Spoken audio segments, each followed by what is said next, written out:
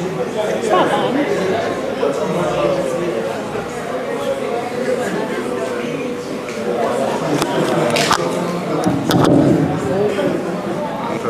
Want it to stay or you want to take it out?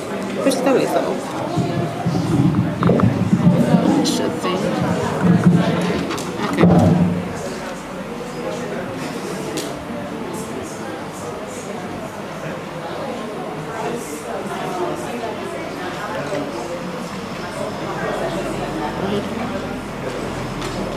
Okay. Ready? All right. Good evening, everyone. My name is Tanya Lee Williams, that represents the people of the May-Pen North Division. I am also the chairman of the Civic Committee. And on behalf of the Clarendon Municipal Corporation, are you hearing me better?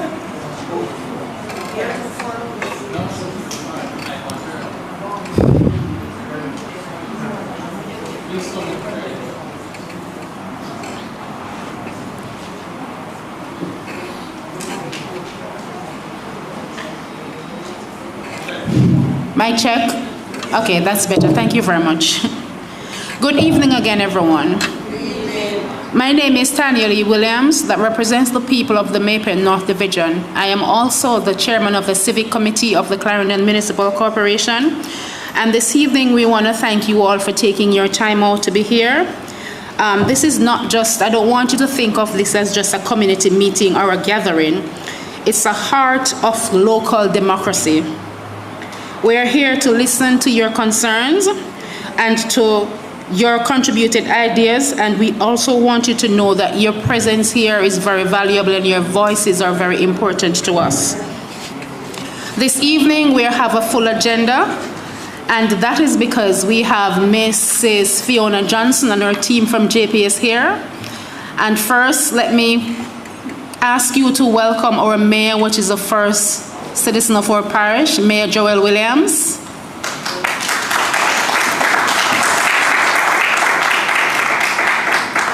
Our CEO of the Clarendon Municipal Corporation, Mr. Rowan Blake.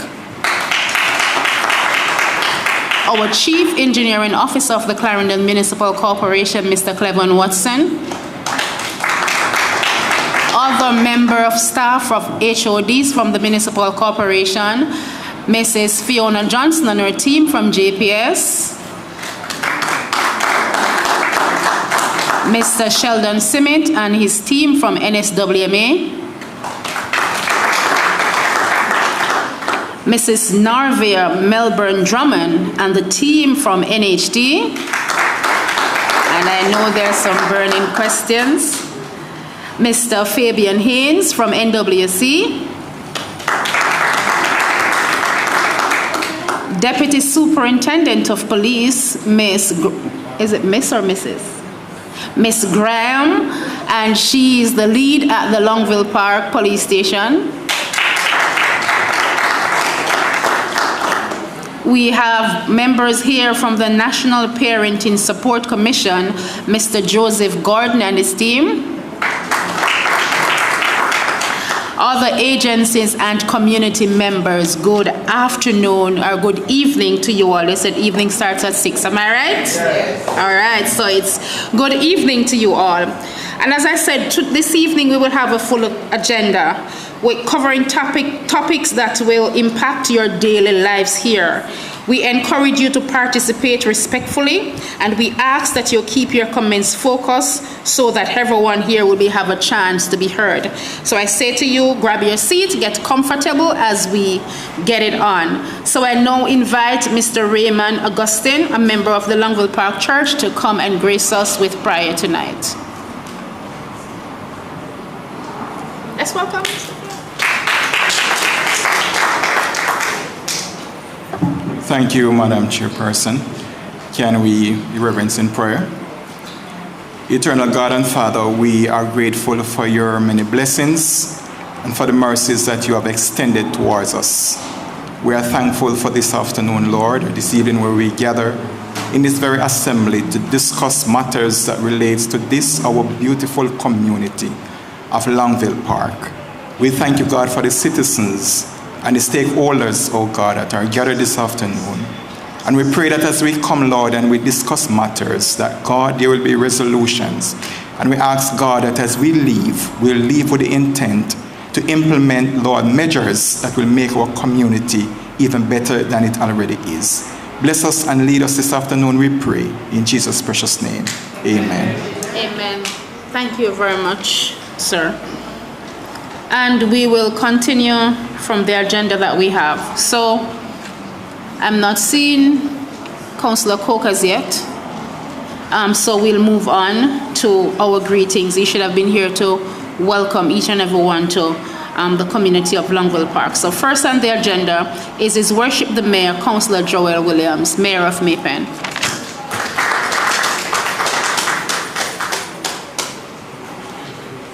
Thank you very much, Madam Moderator.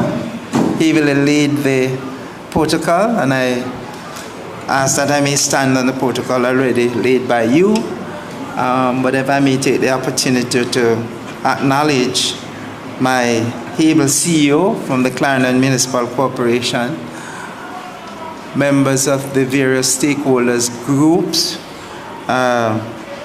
which you have already identified, citizens of Langsdale Park and its environment.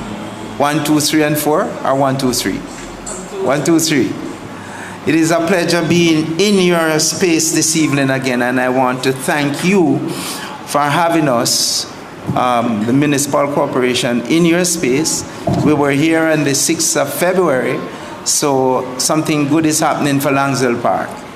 And we're here this evening for your town hall meeting so that we can hear, listen, and learn from your many challenges that you would be facing, and we see how best as a corporation we'll be able to resolve those issues.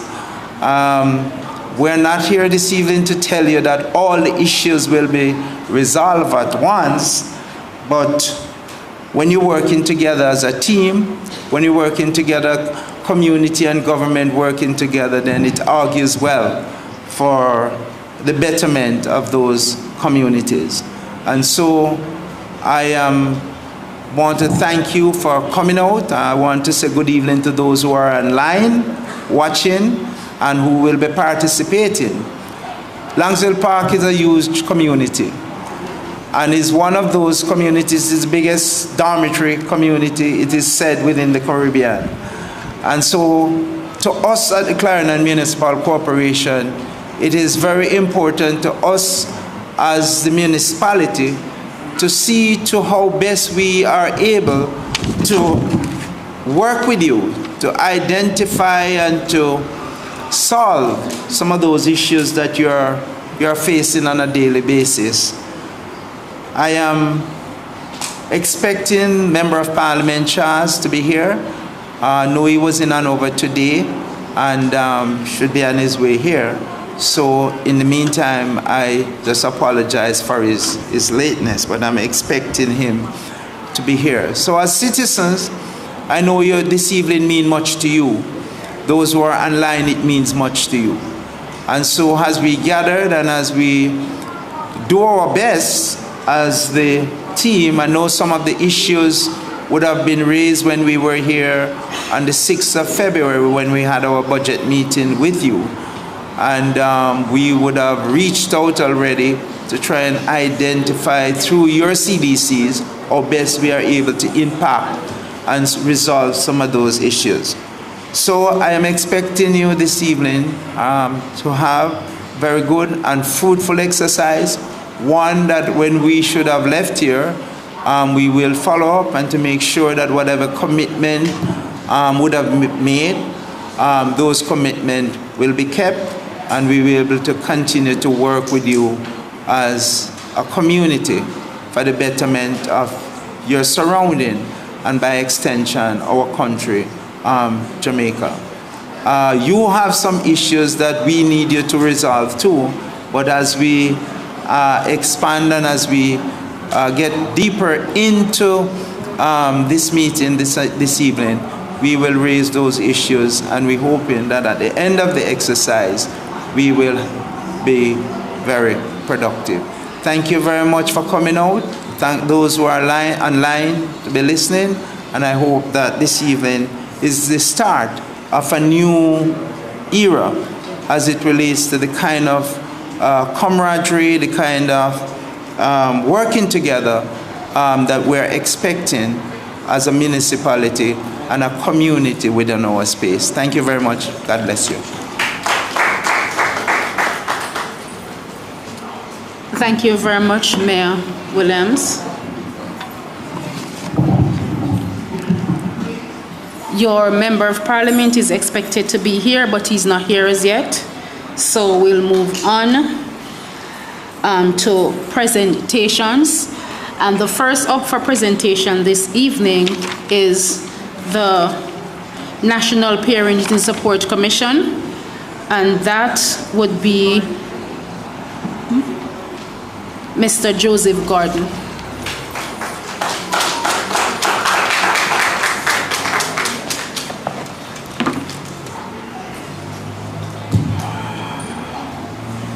The struggles of being tall. What is going on?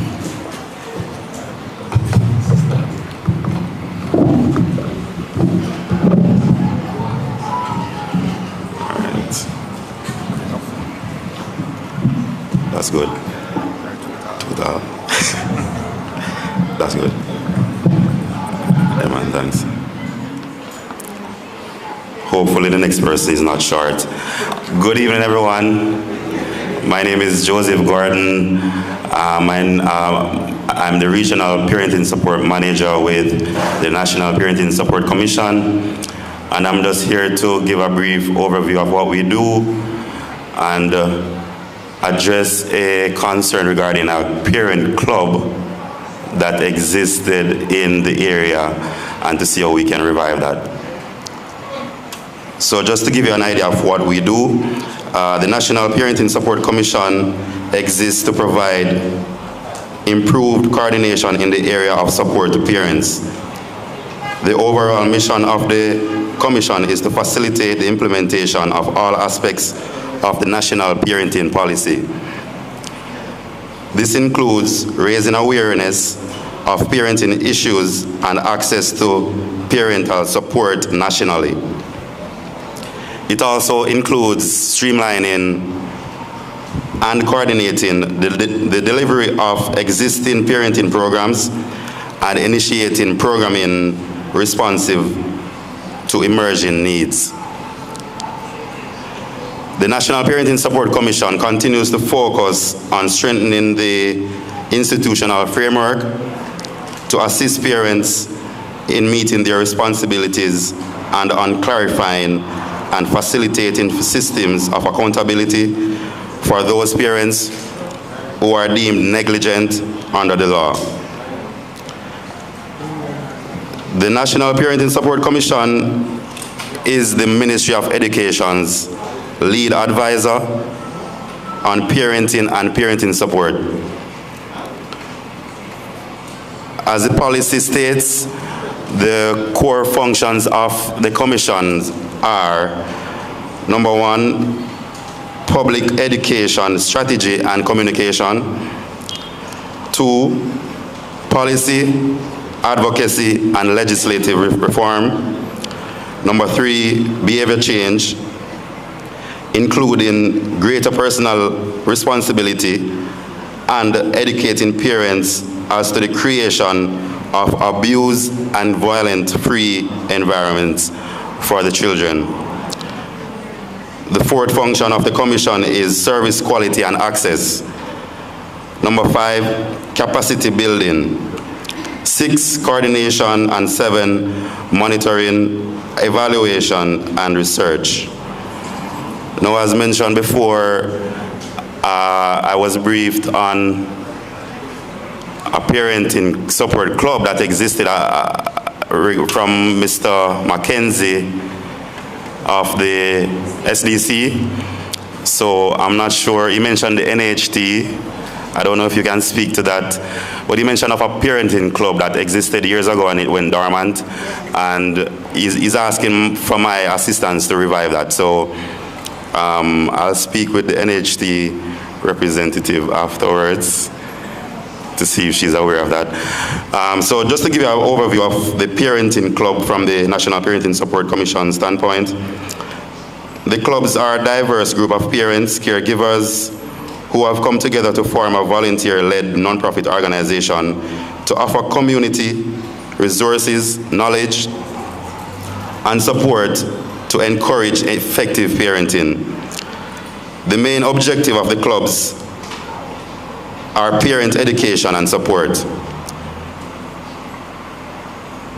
The National Parenting Support Commission Parent Club develop parent education and support projects that addresses many of today's most crucial parenting issues, such as the need for increased parental involvement in education, positive discipline, sustaining the parent-child relationship throughout the developmental stages, and transition through the family life cycle and sex and sexuality. We also provide support for programs for teenage parents, educational opportunities, and vocational and career development. The NPSC Parent Club motto is transforming families, strengthening communities. Now, regarding the revival of the club, is anyone here familiar with that club that existed or exists? Pardon me? Oh, sorry, I wasn't seeing you. That organization was set up by me. Okay. When we just moved to the scheme, at the time when I was president, we got funding from Hold on a second. All right, giving her a mic.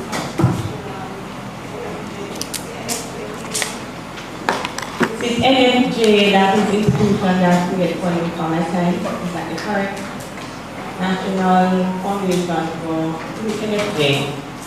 During that time, we did a proposal. There was a first proposal in order to bring parenting to communities. And we did a proposal, we were accepted. And we had about, I think it was a month of training. At that time, it was just phase 1 and phase 2. And we had a graduation, and at the graduation, persons were given certificates so that they could use that certificate in order to also get jobs because they were trained in certain particular areas. The parenting group was then set up at that same graduation, and it was operational until maybe up to about maybe 3 years. And the person who was in charge of it, when that person stepped down, nobody else wanted to take up the head. And you normally find that in organization, as soon as a good leader steps down, it is very hard for you to get someone else to follow in that shoe. And that was the main reason why it became dormant. Other presidents after me have tried, but so far we are still not getting anywhere with that. And we realize also that the parents are not interested. Sorry to say, even those that were trained, it became very hard in asking them to return in order to use the skills that they were taught in order to build the parenting support group.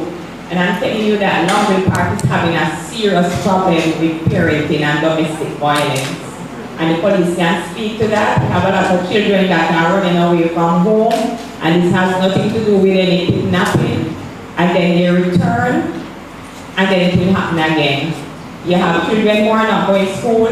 There are children that are having disabilities, and there is no hope for some of them because when you talk about the specialists for these children, you will get a year appointment. And for you to have a child sitting down for a year to wait to see a specialist in order to diagnose certain things, it's hard. You know, so some of these children are at home with no help. So we really need a support group, or we don't need a support group with other people and no action. True. So I don't know what the National Parenting Group can do. I'm speaking a lot.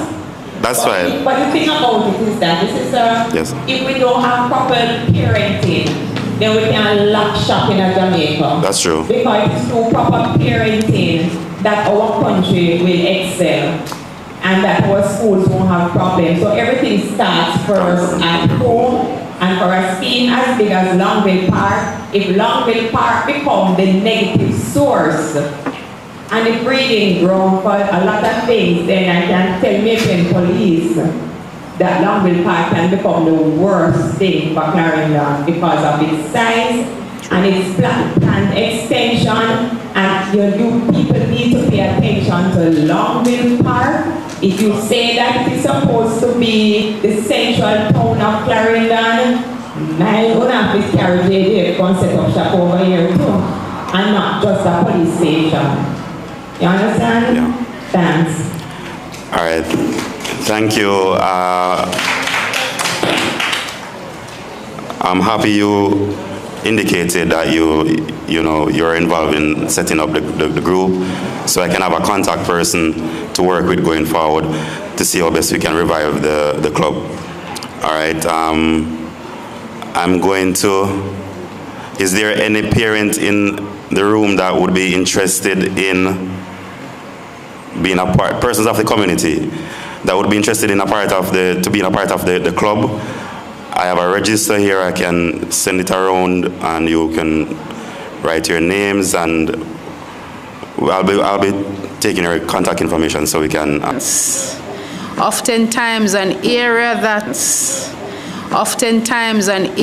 that I might be weak in, there can be some sort of support, or there's normally some sort of support from somebody else who is strong to help us to grow our children. Growing up as a child, my grandmother would say it takes a village to raise a child. Okay? All right, so we're gonna continue on our agenda.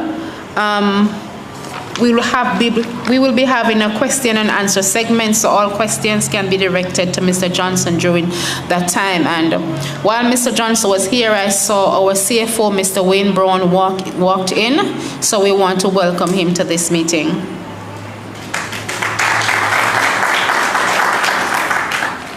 All right, we'll be moving on to 3 other presentations, and each person will be given 3 minutes to give an overview of their agency. And the first on that is Mr. Sheldon Smith from the NSWMA.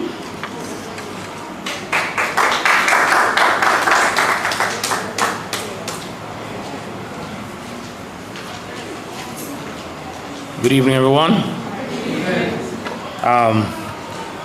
It's good to be here in Longville Park. Well, Longville.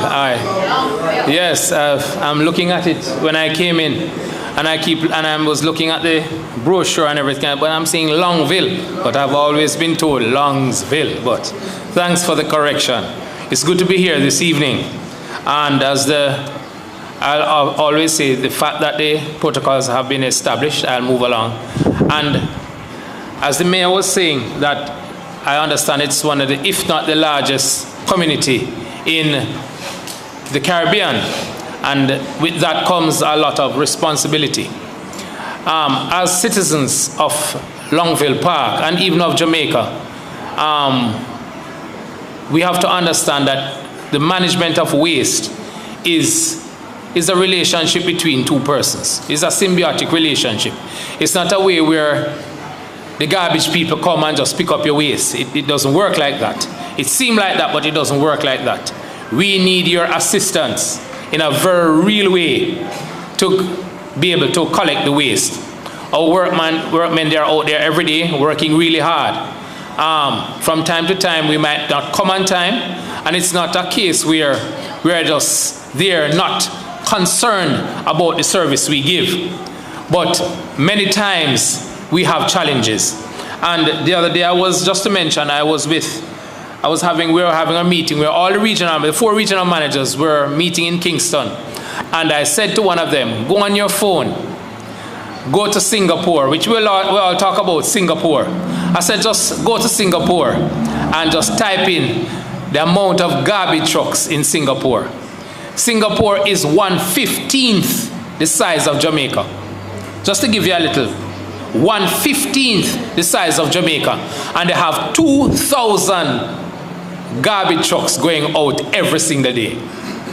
2,000, and they are 150 in the size by land. Their population of their people is about 3.1, but just about 6 million people live there because a lot of expatriates, right? Just to give you an understanding. And today, our company-owned units in the island could stand somewhere about 120, 130, and we have some units that we hire. So just giving you an idea, 2,000 versus 100 and odd, just to give you an idea of how mammoth the task that we have. So I'm asking here this evening to work with us in, we don't really have that problem in Longville. Longville is a good place, I must say that. You do Longvilles. Forgive me, because it's in the head. So if I do misspeak, forgive me. Usually your waste is properly contained, for the most part. And we do appreciate that. You know, we try to come in every single Sunday. Last Sunday we had a little issue with the rain. Back at we started, I know the person's in phase 3. They are upset. I understand that because we didn't complete. And I told the inspector for that area we're going to start in phase 3. Phase 3, I know that we tend to go 1, 2, and something happen, and 3 get messed up. I know that. I know that problem. And we are fixing that. And I know in recent times, I've put something in place that Longville might be for the past month and a half plus. We have been trying to be extremely consistent in dealing with your waste here. But I really do, I'm asking you if you can do a little bit more of the separation. You know, because people say, boy, the dog will this, but I say really and truly, nothing is supposed to be in your waste that will attract the dogs.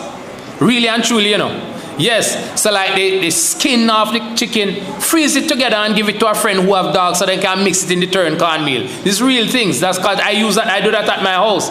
What I do, I freeze up all the skin if I have anything, and I freeze it and I give it to persons who are like I have a family member who have dogs, and they mix it in the turn cornmeal, right? When you have your skin that you real thing, your yam skin, your potato skin, and those things, you peel them, you make a compost, and you put it around your tree. So basically, when I come to your house, I just collect your papers, your tin, your cardboard, and that sort of thing. I know we don't reach a recycling place where we want to reach, so I know I'm going to pick up the plastics. But I'm telling you, in Jamaica, we did a study, and about 55% of what we collect from homes, we're not supposed to be collecting. So let us look at that in a way at Longville. Say we came here and we're collecting half. So the 4 or 5 trucks that I have to send to Longville on a Sunday, I could be able to send just maybe 2, you know, 3, and I can send 2 somewhere else, you know. And this area is so peculiar that I have Longville and Mineral Heights in the same zone. No man, you don't have to correct me, man. You know the right thing. Yes. Yeah. Right? So it's no easy task on our men, but I must say that we don't really have that problem. We have the problem in the Maypen town. And I must also say, glad that I see the police, my good friend here who always used to play football every Tuesday and Thursday night. I'm glad the police is here. And I spoke to the mayor about it today. Not Longville, but in the town. Officers, you have men going around and trying and ticketing our drivers. Yes, and it can't work. We are going to stop at precarious places. Yes, even today on Burke Road, they stop one of my driver and say, "Who like him say, I'm going to be turning on the flesh." And he was threatening him to take. I was like, but how come there's nowhere else to stop to pick up the weight? It's the first in my life. I've been working at solid waste now for almost 10 years. And it's the first I hear we're getting ticket, garbage truck, getting tickets. It can't work. 2 of the trucks got tickets already, 2 of our drivers. So because the police are here and I know they'll assist me. My good friend is here with me. I used to kick ball every Tuesday and Thursday. I know him going to help me, right? So, I'm asking you, I know you have other little problems, and one other thing, Longville, if you can cut your grass a little earlier. And let me tell you now, phase 3, you must square with the persons in phase 1 and 2, because many times you could come to phase 3, but we're full up of too much grass bags. So if you cut the grass on a more succession, Mr. Mayor, so you don't make it go too tall, so you have so much bags at the gate. But really, because really and truly, if you keep your grass at a 3-inch length, when it reaches 4 inches and you run a lawnmower, it falls back in, you don't have to do much raking, and it becomes a mulch. So I ask you to do that, because I pick up quite a bit of grass bags in Longsville. So if you can cut a little earlier, it would help us, right? So, as I said, Longsville is not an area that gives problem with regards to it's just the area, just big. It is huge. And so I ask you to bear with us, bag your waste, put it in a drum, and if anything, strap the drum to a post that the dogs don't get to affect it much. And we will continue to do our best to give you good service. Not the best, not the Singapore service, but we are trying our utmost best with the little resources we have. I must say, over the past few years, we have gotten some more units. We do need more, and we are begging more. And the minister says that might be on a yearly basis we can get some, but we do need more units. And another thing, if you know any drivers and sanitation officers, workers, because right here in Clarendon, you have some people who come. No, we're not going to behind anybody. We're finished with that, because we are trying to be more professional. We want persons who are more respectful. We want persons who will come to your house, respect your property, and treat you right with manners and respect. So we are stepping up the standard of the workers we hire. So if you know anybody, you can send him to the office. The office is in Mandeville, or you can let the mayor know. He and I speak quite often, almost every day. No, we don't really quarrel. We work things out. Because I must say this, it doesn't make sense we quarrel. Solutions don't come about in quarreling and complaining. Solutions come about when persons knock heads, we think, we collaborate, and we see how best we can work the situations out. So I want to thank you again this evening for having me. I have another meeting, that's why they put me up so early. And I really do hope that. And my number is 463-8526. 463-8526. Most of the people in Longsville Park have it, because they call me all the time. Even that lady called me last week. Well, this week early, because I didn't come there on Sunday. 463-8526. 463-8526. Right? The office is, if you don't get me, because sometimes I'm on the road and I can't take things down. The office is 962-3270. 962-3270. You all have a good evening. Thank you. Before you go, Mr. Smith, there's a question. There's a resident here in Longville Park that is asking for you to make arrangements for bulky waste. They say that they have a lot of bulky waste, a lot of old fridges and stuff that they need to get rid of, and they're asking you to do so for them. All right, beautiful. If I could get the number of the head of your citizen association, and let me give you what happened now. The Prime Minister gave us 10 new tipper units, but it's for debris management for Melissa. I had 3 from before, and with assisting it, because I'm also in charge of St. Elizabeth, Clarendon, Manchester. So we have a lot of debris moving in St. Elizabeth. Still moving, persons still without light, still under a lot of pressure. So as soon as that, and I know you'll understand, you can appreciate that although you have your bulky waste, persons still inundated in areas, you have the moving poles out the way and that sort of thing, and a lot of debris we are moving in the St. Elizabeth area, trying to bring some level of normalcy to them. So as soon as that is over, I promise you that I'm gonna be sending the tippers in on a Sunday, might be all 3, and might be 2 Sundays in succession to try and move what we can move. That's a promise I give. But give me until sometime about mid-March for me to do that, but not right now, because the people in St. Elizabeth, they are really, really under a lot of pressure and strain, and I know you can appreciate that. Thank you. Yes. Thank you very much, Mr. Smith, for that. And knowing the people of Longville Park, Mr. Smith, they are going to hold you to that sometime in the month of March. And as a politician, I will say, don't hold him to the middle of March, but give him until the ending of March. Okay?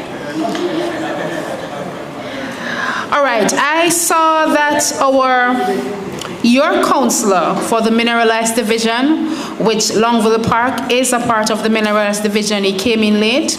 And I'm going to give your counselor, Mr. Colin Cook, the opportunity to come and bring his greetings to you, the citizen of Longville Park Housing Scheme.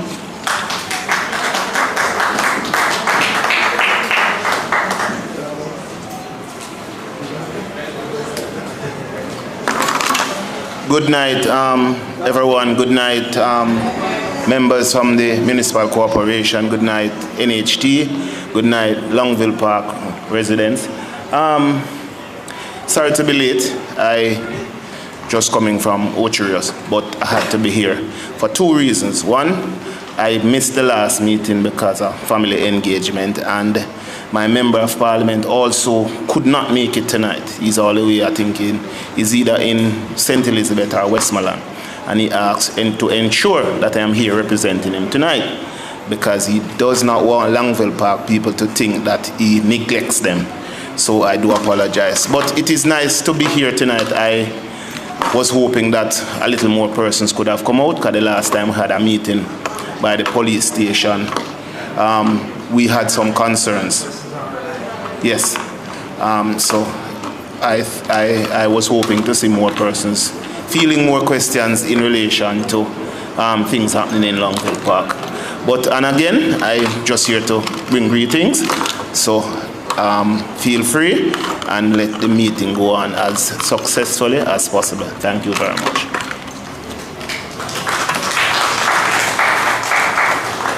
Thank you very much, Councillor Cook. There's an email address from Mr. Joseph Gordon from the Parenting Commission for those in the audience that would like to contact him. That email address is joseph.gordon@moey.gov.jm. That's joseph.gordon@moey.gov.jm. We'll now be moving on to NWC. And the speaker from NWC is Mr. Fabian Ains, who will come to give an update and an overview of your water situation here in Longville Park.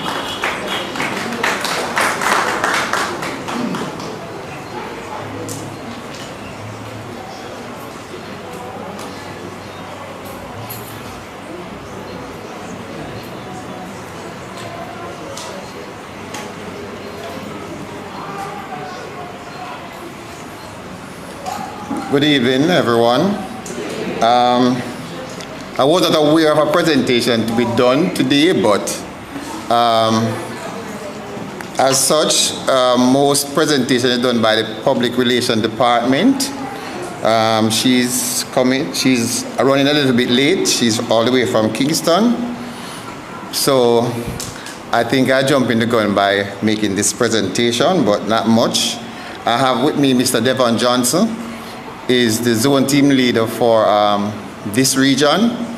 Mr. Johnson covered the region from Maypen, Longsville, all the way around to Vere, where he is in charge of the distribution, the plumbers, the repairers of pipeline. Myself is a team leader, but I am the water production team leader, where I am responsible for the entire Clarendon as it relates to the quality of the water. So when it comes on to the water quality, a small bit responsibility for conveyance, but not much. Mr. Johnson and Mr. Williams will share that responsibility as it relates to Clarendon.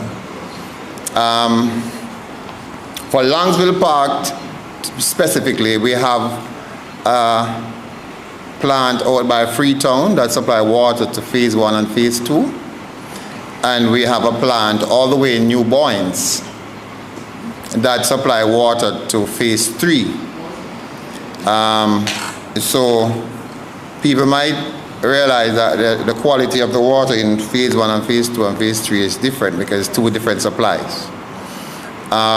There's also a system that we have in Palmetto Pen that supply Sandy Bay along the main route to Cockpit So for anybody here from Cockpit, they'll be getting from another supplier that comes from Palmetto Pen. So basically, that is just how the water production and distribution operates. As I said, the Public Relations Department would have any presentation as it relates to new supply. If you want new supply, what is coming on with your bills, anything that have to do with the new e-bill that is coming on stream. We are moving away from cashier. If you come to the office these days, you will see they are moving with the kiosk machine, so you can use a card and the cash in the machine. So giving the cashier more time to process some customer service complaints. So basically, that is all I can present on for this evening. Thank you very much.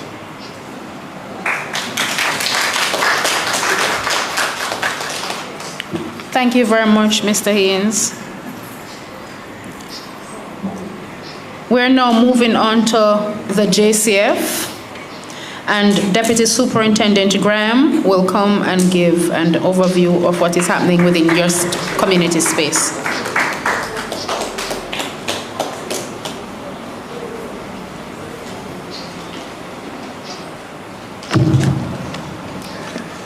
Good evening, everyone. As indicated, Cynthia Graham, Deputy Superintendent of Police, and I'm the Zone Commander for Zone 1 of the Clarendon Division. So Zone 1 comprises Maypen, Moko, Forepath, and Longville Park. So let me first speak about Clarendon in general before I speak on Longville Park. So Clarendon, of the 19 police geographic division within the JCF, Clarendon is considered one of the 5 tough divisions. Notwithstanding, as a force, we have been working assiduously to reduce crime and violence throughout the island. Last year, I can say that Clarendon, despite that stigma to be one of the top 5, would have recorded 41 murders, a significant reduction. And I am a person who likes statistics, so I can tell you where we are coming from. 2017, which was less than 10 years ago, Clarendon recorded 169 murders. And our commissioner came in with some new tools that we employed to try and reduce murder. And in 2024, in Clarendon, we were able to shave off 100 of the murder statistics to 69. This is not just a numbers game. We are saying 100 lives were saved in Clarendon between 2017 and when we recorded that 69. And to go even further, we would have recorded the 41 in 2025. So what does that tell you? Between 2017 and last year, over 128 lives were saved. It could have been your mother, your sister, any family member of yours. And I want to say that it's not just us alone, you, the citizens, would have helped the police to achieve that. For this year, we continue on the same trajectory. We are doing all that we can do to curtail murders. And I took with me the statistics for January up to today's date. And when we narrow in on Zone 1, and we say before that Longville Park is a part of Zone 1, For last year, 2025, at this time, the zone would have recorded 31 serious crime. And what I mean by the serious crime, I'm talking about murders, shootings, aggravated assault, break-ins, larceny, rapes. Those are the serious crimes I'm referring to. And last year, this time, we had 31. Today, I am saying for 2026, we have recorded 18, which is 13 less, or a 58%.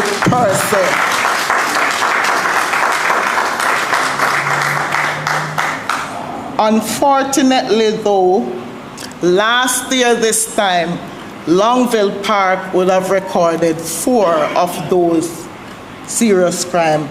Today, we have recorded 6 for Longville Park.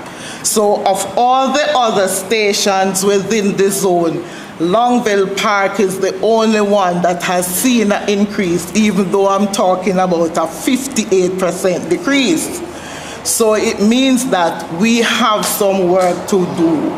As a police, we are doing our part, but we want the citizens to also come on board to help us to play that role so we can reduce. And I know that there are some concerns. There are some concerns within the community. There are some things that are happening. Things like violence against the person. We are mindful of that. As a woman, as a mother of a teenage child, I am concerned. We want to work together so that whatever is plaguing our community, we can work in tandem to rid our communities of any criminal acts or criminal persons with criminal intent within our community. Let us work together. I have a team here with me. There are 3 members of the Longville Park Police Station. We have the senior detectives from Maypen that are here. Feel free during your question and answer, anything else you want to clear up. But I just want to say we are here, we are mindful of what is happening, and we are here to work with you. Thank you.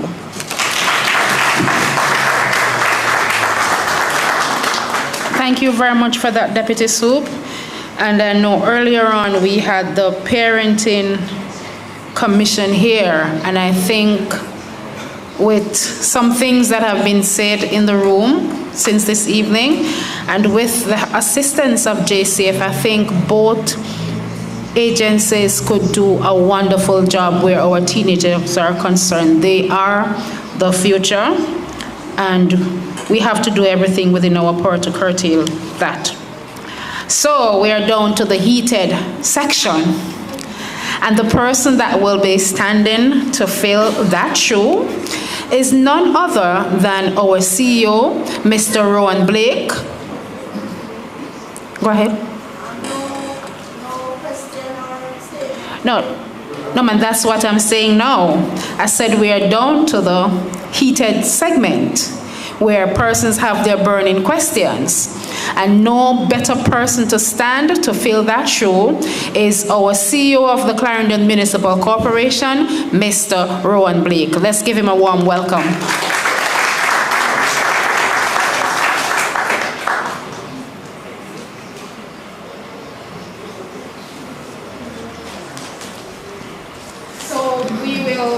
I will be roving on the mic, so if you have a question, you raise your hand and I will take the mic to you.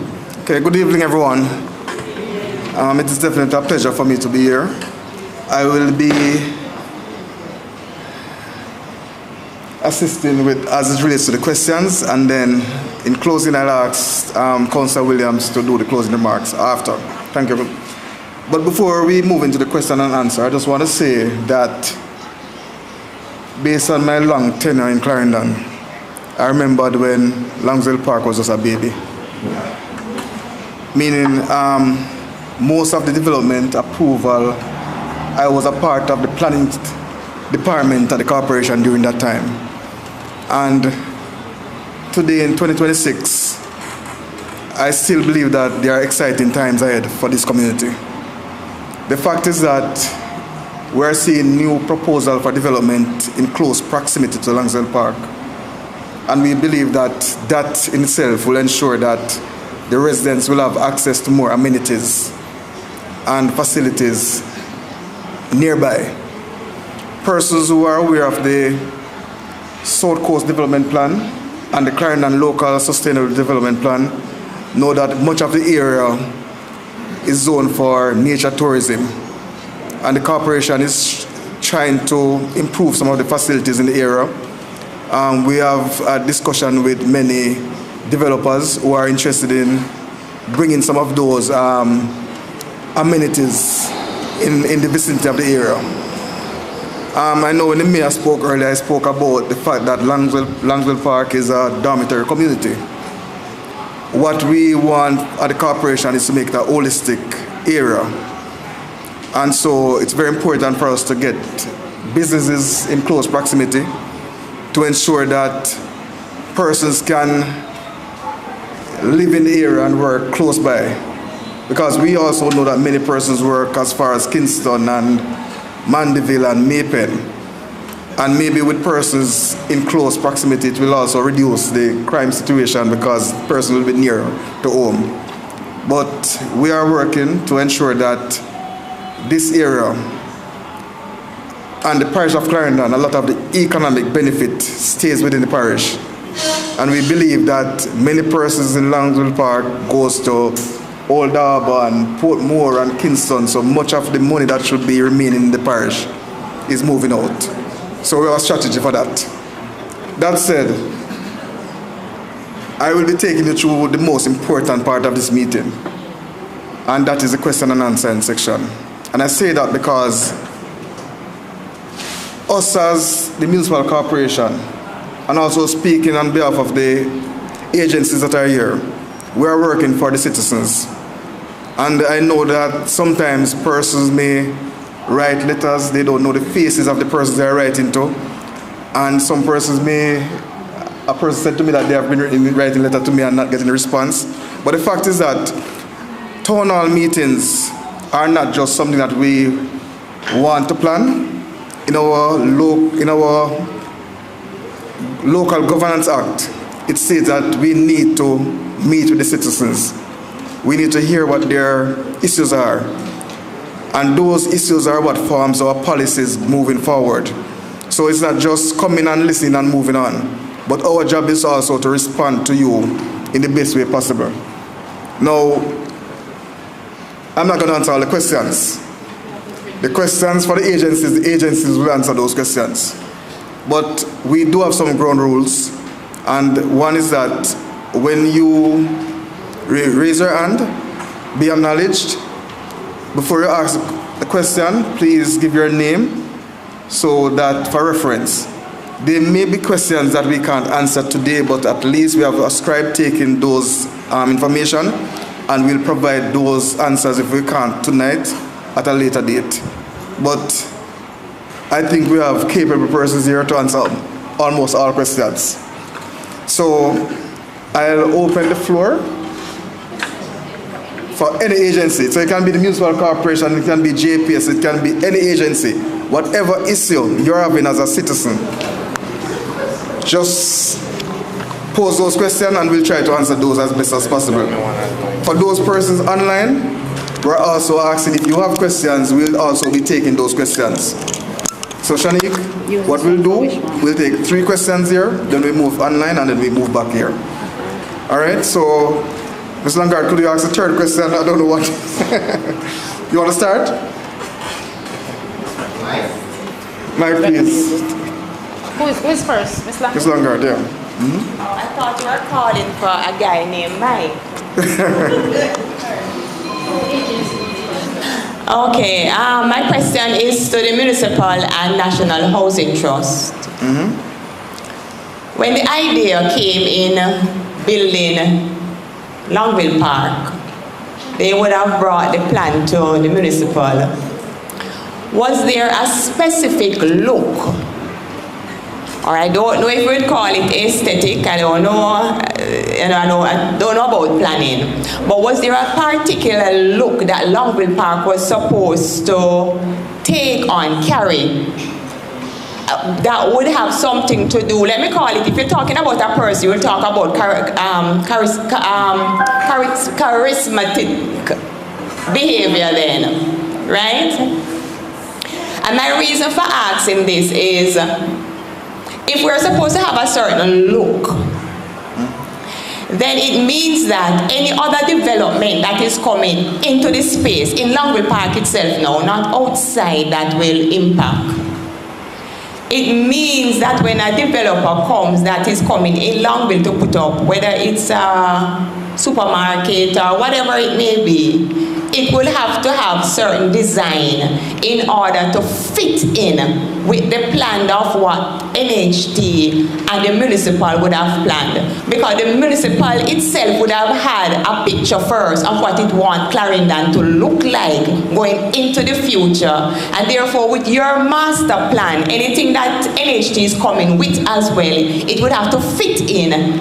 And both of you would be brainstorming together to make sure that it is carrying that same sort of dream that you have going forward.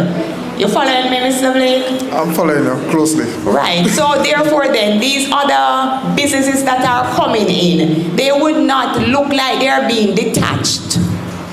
Right? Because that is what I'm seeing. And therefore, we are not seeing a picture of what Longville Park must look like in order that it would also trigger the behavior of the people that are inside. Because looks have a lot to do with how you behave to, and it's a psychological thing. If you put something a certain way, you will get people behaving a certain way. So this is a serious thing. And if we're expanding in such a large community and to be the central town of Clarendon, as I hear people saying, what is it that you really want Longville Park to look like and to impact in a positive way to Clarendon? Because I think we're in some serious trouble. Okay, I'll try to answer your question in the best way possible. And I'll try to deal with it without asking my friend from NHT to even say anything on it. So, by profession, I'm an urban planner. So I do understand the question you're asking. Longville Park, however, unlike some communities, were not designed with the character that you're basically asking. Because what guides development and guide a landowner is the conditions of approval and the title. So it's very difficult to force someone to build in a certain way if they're abiding by what is legally the conditions that is tied to their lot or also to their title. But as it relates to character of the area, it is really, there are a couple of things you need to understand.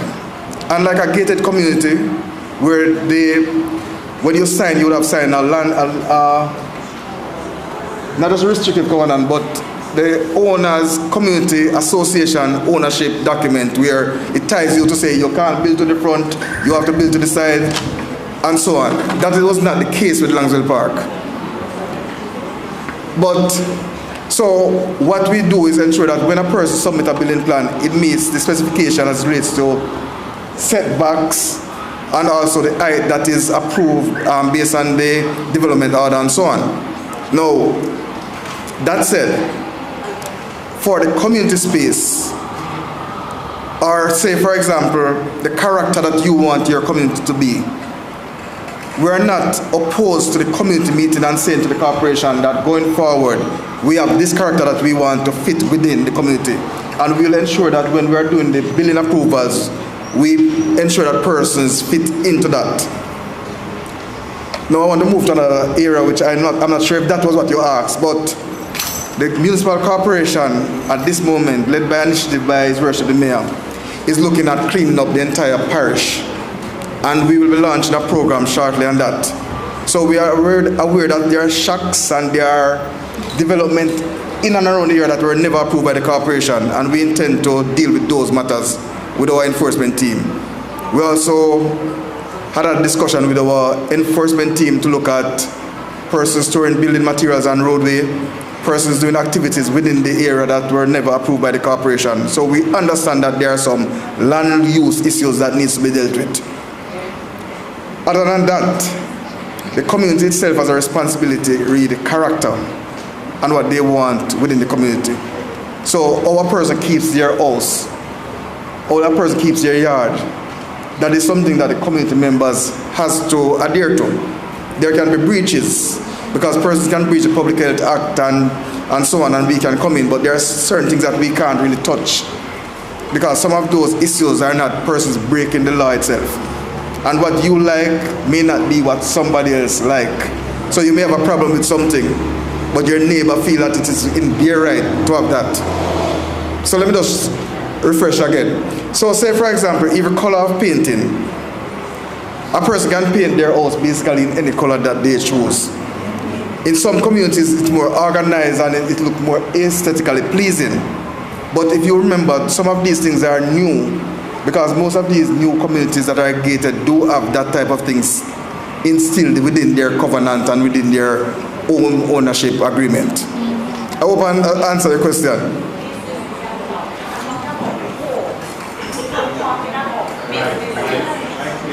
Oh, she's saying she's talking about the businesses. Businesses. I'm not talking about the individual homes like what Strikers have. I'm talking about new businesses that are coming in here and are building businesses that are growing, economical businesses I'm talking about. Are you speaking within the commercial area? Yes, within the commercial areas. Okay. In order that you have a certain specific layout, that when you're entering Longville, because these are permanent buildings that are bringing in money and that sort of thing, right? So these commercial areas, is there a certain type of guidance to say this is what Longville must look like, so you need to fall into the design the whole thing? No, and that's why I said to you that that would have to be something coming from the community to advise us that we need to pay attention to that. Because remember, unlike a housing scheme that has a commercial area that is built one time by one person, when a developer sells different persons a lot, if there are not certain specification on that sales agreement, it means that the person has latitude to build a design in a certain way. So a person can build a flat building, a person can build a high building. So sometimes when you look at it, it may not be aesthetically pleasing. But if Longsville Park as a community is saying to us that, you know what, we don't like how this area is being developed. We want all the buildings to have a type of frontage. It's something that we can implement, but that has to be coming from the community. Because we don't know what your vision is for that area. So it's important for you in your meeting to have a discussion. And when those come, it has to be something that is done by a petition. Because you may be saying something, or your community group with 5 persons can be saying something, and the majority of persons are saying something different. So I just wanted that to be noted. Next question.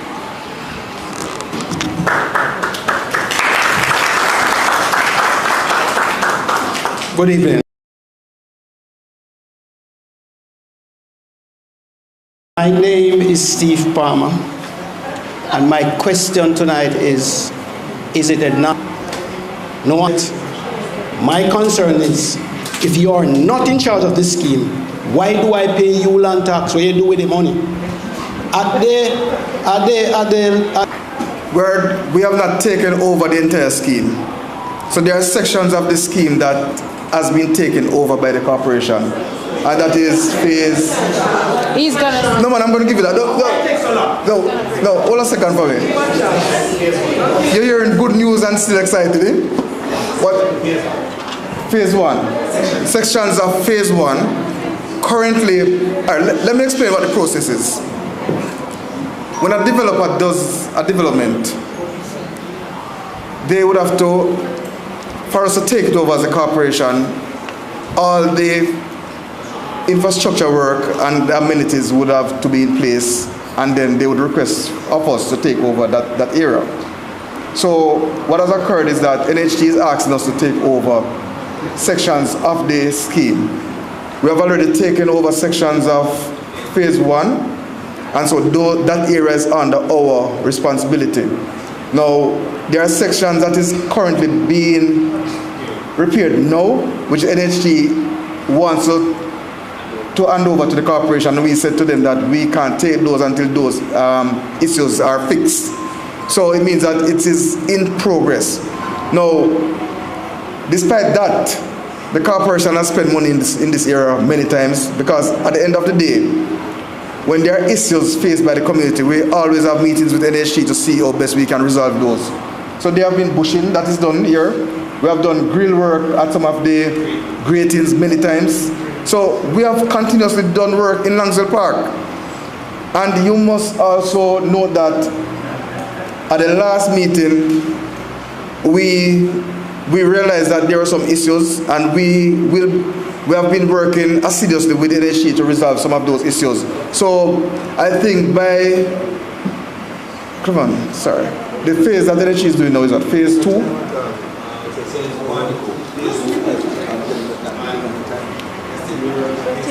So they are still doing work in phase 3.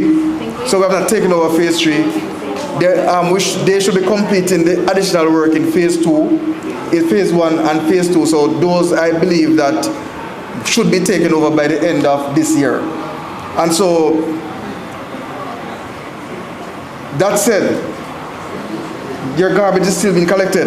Who pays for that? Where does that money come from? So you're still getting certain services from your property tax money. So it doesn't mean that, because it doesn't mean that we have not taken over, so no money is being spent in Langsdale Park. So I just wanted that to be noted.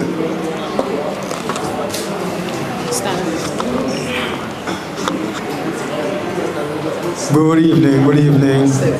Before you answer the question to you, I just need to let you note that your payment of property tax is not that good either. So, what it means, before I just want to say this. So what the corporation does, every year we look at the most compliant communities as it relates to property tax compliance.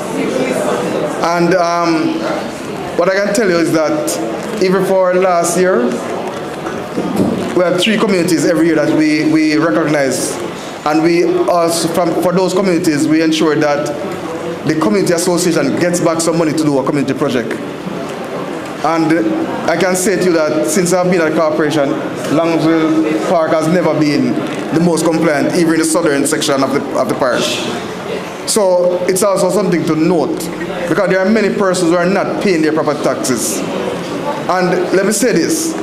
A lot of the issues that we face in this area is based on the residents themselves creating some of those issues. So when you leave your material on the roadway, it blocks some drain, and then we get the call. Yes. And also, there are times when the vehicles are parked there and left over time, so residents has to take some responsibility for the community also. Just wanted that to be stated. Can go ahead now, please. Yes, my name is Owen McCleary, and I would like to know what relation operation has with the forestry department. Probably none. I didn't get that. Please, can you repeat the question, please? Forestry was these. All right, now, the suggestion I want to make, and touching on what you had mentioned earlier about keeping certain resources in the area, monies and wealth, etc. I was thinking that come this Labor Day, we could plant some trees, some lumber trees,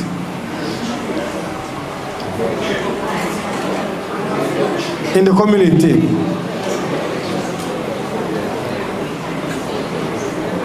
Aaron, it would be a long-term investment.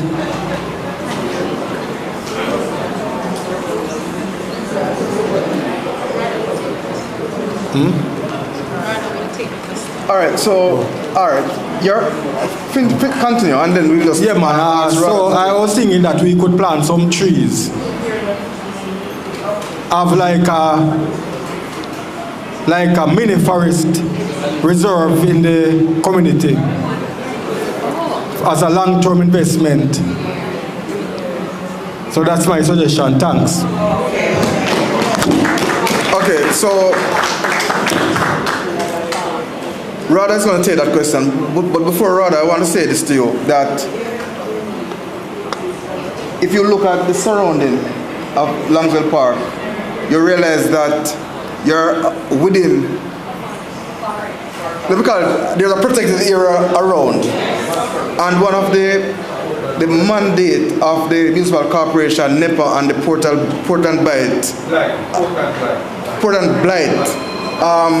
CCAM, Port and Blight, CCAM, sir, is to ensure that the protected areas are not depleted. And so we have a responsibility to ensure that we protect the natural environment. That said, the country basically is going green. So we know that we do promote backyard gardening. We have programs that does that. And we also promote homes going green, meaning that persons on top of their roofs can plant certain things. That said, or you develop your parks and so on, maybe that can be accommodated. Because what you need to remember is that your lots are really residential and the land use mainly is more urban. So we have to be mindful of that.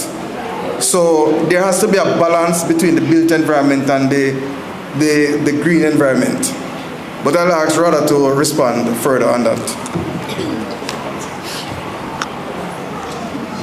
Okay, good night. I'm Tanya Blake. I'm the Agricultural Extension Officer for the Lioneltown area, and Longville Park also falls within my extension. All right, so to answer your question regarding the disease problem that you had with the plants, all right, so even though you're not a registered farmer, you can always take a sample to the RADA office, right? Boulder's Research Station is also close by. You can also take your sample there. And you can also reach out to your extension officer, which is me. My contact is 876-550-3042. Okay. Right? Thank you. Okay. All right, I have 3 questions online that I'll do before I move back to the floor. Sir Blake, there is a vehicle that is blocking 9766 JC. There's someone here that needs to leave.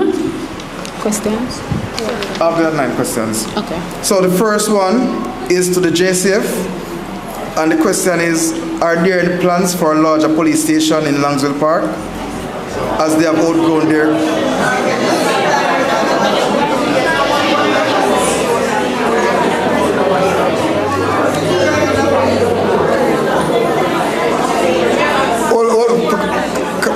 Please, folks, every single person who lives here has a right to ask the question or to put their position forward. I know that we may not always agree with what a person wants, but it's still a democratic process. So what I want, the person is asking, if there are any plans for a larger police station, as they have outgrown their current space. So I'll just ask the JCF to respond to that. Longville Park has a fairly new station, and I don't understand the question in terms of size, because I think whatever is there now is, and personnel, is feasible. To manage. To manage what is happening. Okay, thank you. The next question is for the NHT. And the question is, what about plans for development of a park for the children of Longsville Park? Can you All right, good night, everyone. That question, I will not be able to answer that one. Mr. Taylor should have been here, and he would better be able to tell us what developments and expansion and all of those things. But I'm going to take the question down, and we'll forward it to him and ensure that a response is provided. Okay. And just to say to you on that, it's not just the roads and the water that we pay attention to when we are taking over an area. The amenities like parks and so on are important to be completed before we take over the entire. Where some of those areas have not been taken over. One has to do with encroachment on the green space, and there's also an issue with cell tower and other issues that needs to be worked out.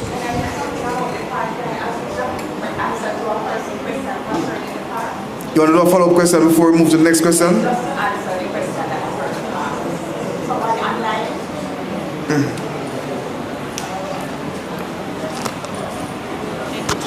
Okay. When they had the groundbreaking for Longville Meadows, I was there, and after the meeting I was speaking to Mr. Taylor, and the Member of Parliament was present at the time, and I made a suggestion relating to a park, and I said I want nothing less than what is at Emancipation Park in New Kingston. And I was asked to do a proposal, and I did a lovely proposal, and it was sent in. I understand that there was a meeting that had to do with the Member of Parliament. I don't know if it reached to NHT yet, but I can tell you that there is discussion going on as it relates to a park in Longville Park, but as to what type of park it is, I'm not too certain. But me I tell you no something doing or something like Emancipation Park, me want, and me tell you when me done with this design and the proposal when me send go there. Me I tell you say I want something, you know. So me no want nothing less here, Mr. Blake. Okay, thank you. Also to note that there are some residents, especially at the roundabouts, that are fencing in the green spaces. And so persons need to desist from doing that. Capturing the green space, person fence in areas that are not their property, on their property. And it is happening right along in the area. We'll take the two more questions online, and then we move back to the floor. The other is to the JCF. Are there plans to increase patrols in the community, especially at nights? That's for the JCF. Are there plans to increase? And the next one, Mayor, is for you. So presently we have one unit in Longville Park that respond to the needs of the citizens. But I can also say that the unit is not only responsible for inside Longville Park, because we have other communities like Freetown, Inverness, you name them.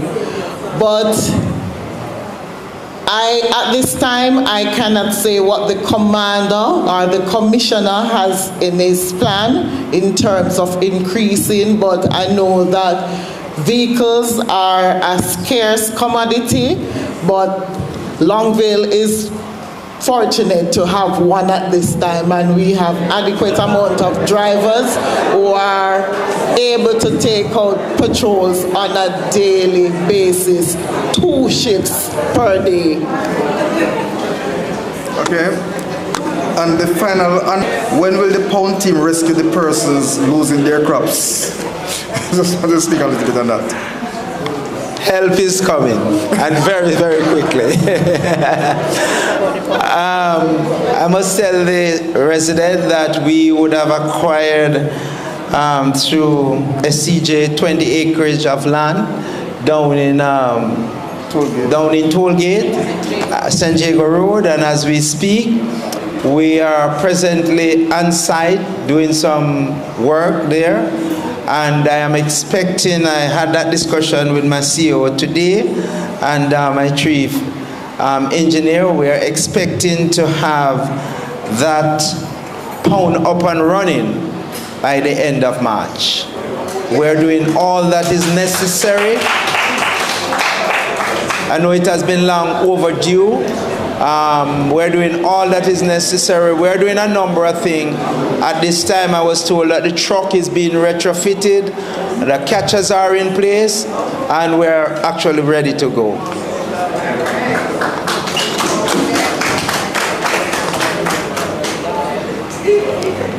You take number 1, number 2, number 3. She has been here a long time. Good night, everyone. Mr. What can, if there is any public health representative that can give a response to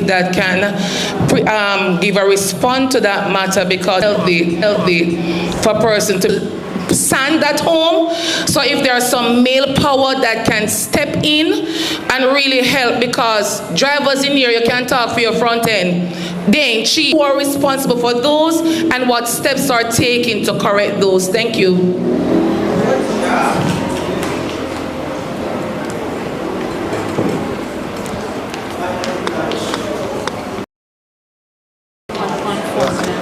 I am not sure when you said the main road to Denby, if you're talking about Jackson Street, Georgia Street. I think it's Jackson Street, the way you turn off between the side of the you're coming, that's Jackson Street. All right, we are aware of that.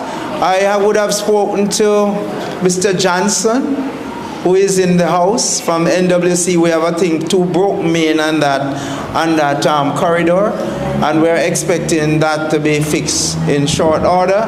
I would have had discussion with my engineer, and we are going to be doing some work on that corridor. We understand, we know how important that corridor is, and if you know that, we try to make sure that it is in good shape at all times. But we had the rain over the last some months now, and it would have fell into disrepair. So we're getting there in short order. I like figures.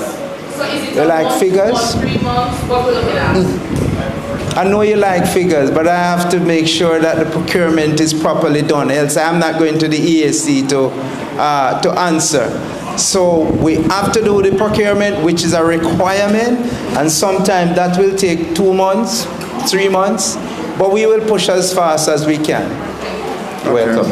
All right, let me try to let me respond to the other questions or the other concerns you had. One is that, as relates to the pig pen at the end, near the entrance, my planning team is here and they will be visiting that location with the health department by next week. So we're expecting that investigation to be done. As it relates to the boulevard, NHT still has responsibility for that section, but as I stated earlier, we are working closely with the NHT to resolve the issue. So when we meet, we will have discussion with Mr. Taylor from the NHT to have that matter looked at. But just to add to that, we're also aware that there's an issue at the entrance, and we have been having discussion with the NAA looking at major conflict points and intersections within the parish. And we are proposing for signal lights to be at a location like Langsville Park, based on the number of persons that has to come in and out, and the fact that the main road going to Salt River is busy sometimes. So we're trying to see how best they can look at it and to see if they will buy into that recommendation for the signal lights at that location. Sir, in the interim, what's the timeline in resolving that those dead chops at the front there? What's the time? Who's going to be moving on it? As you said, as you indicated, correct me if I'm wrong, NHT is still responsible for it. So who's going to be making movements to resolve that matter, and how soon are you looking to resolve that matter? No, I stated that I will call Mr. Taylor tomorrow. I can't tell you the timeline until he tells me what timeline he's working with. But I can assure you that as soon as I get information, I'll forward that to Citizen Association. The association, and so they will relay that information to you.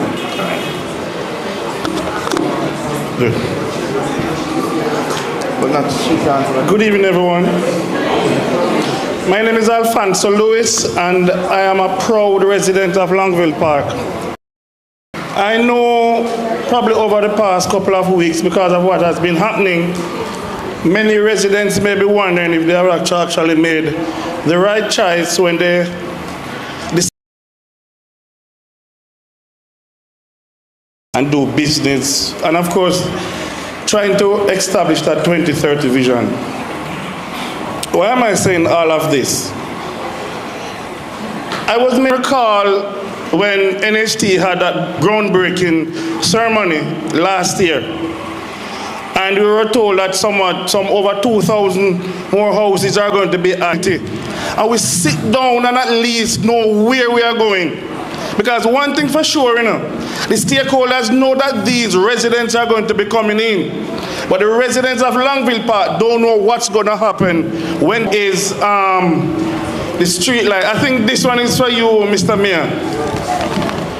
Between the 5th roundabout, no, you've just said street light community. Those are land that were developed after.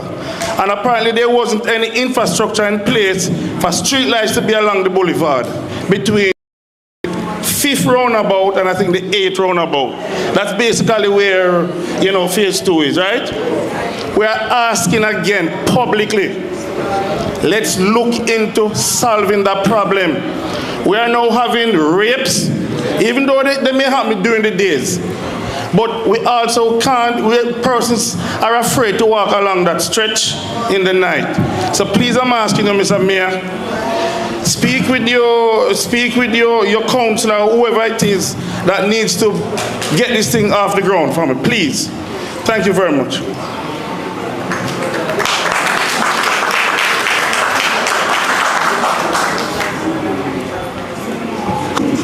Thank you very much, sir. As it relates to your street light, coming out of the budget meeting we had here on the 6th of February, I would have requested to have a meeting with your CDC chairman, which I did. We had a meeting the Thursday it was. I met with him the Monday. And I am now awaiting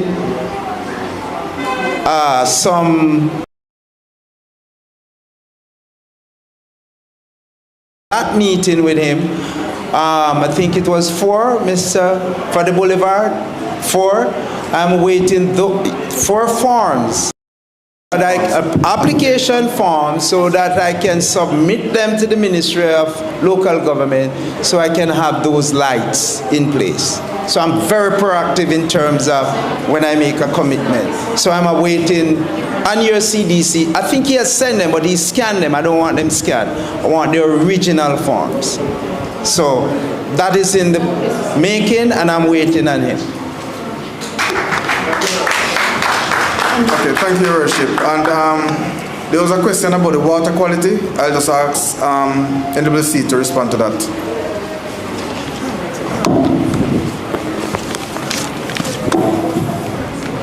All right, good night, everyone. My name is Sharon Nita, Community Relations Officer for Eastern. All right, I realize that it is more of a myth for most persons that the white thing that you described, that it's not good or healthy or is bad. But that white thing that we call it, it's really, mostly it's like fluoride in the water because the NWC goes through an intensive treatment process. So it's not a case where the water that we provide to Longville Park, and in fact, anywhere in Jamaica, it's questionable. In fact, we produce one of the best water in the Caribbean. Ships come here to actually buy water.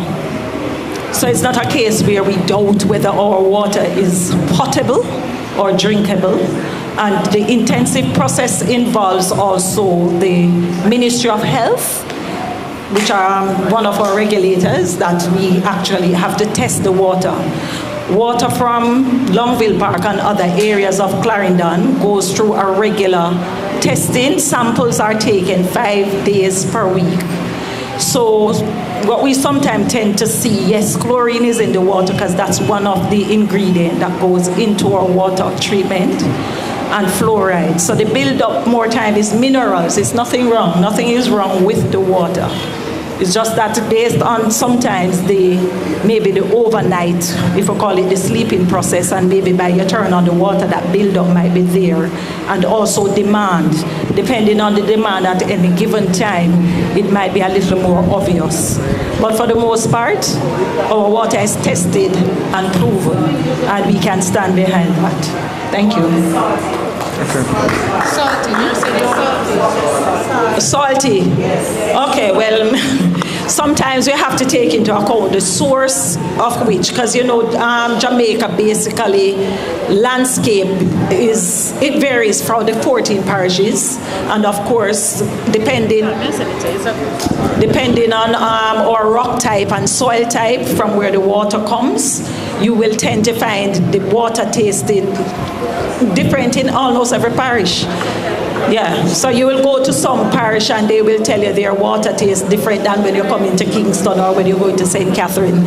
So it doesn't mean that the salt content also is considered a failing rate, but I won't debate the fact that maybe what you taste might be a little bit saltier than other parishes. The health concern should be fine. It's nothing to be detrimental or cause you any ill health. Okay. Thank you. Before we take the other question on the floor, I'll just go back online. And the first question asks, when will one Christmas tree light in the residents were told that grounds will be broken for a clinic? When will this materialize? We don't have that information, so we'll speak to the Ministry of Health and we'll provide that information to the community association. The next, are there plans to construct a Longville Park group of schools? And that also will have to provide, it's the NHT or the Ministry of Education will have for schools.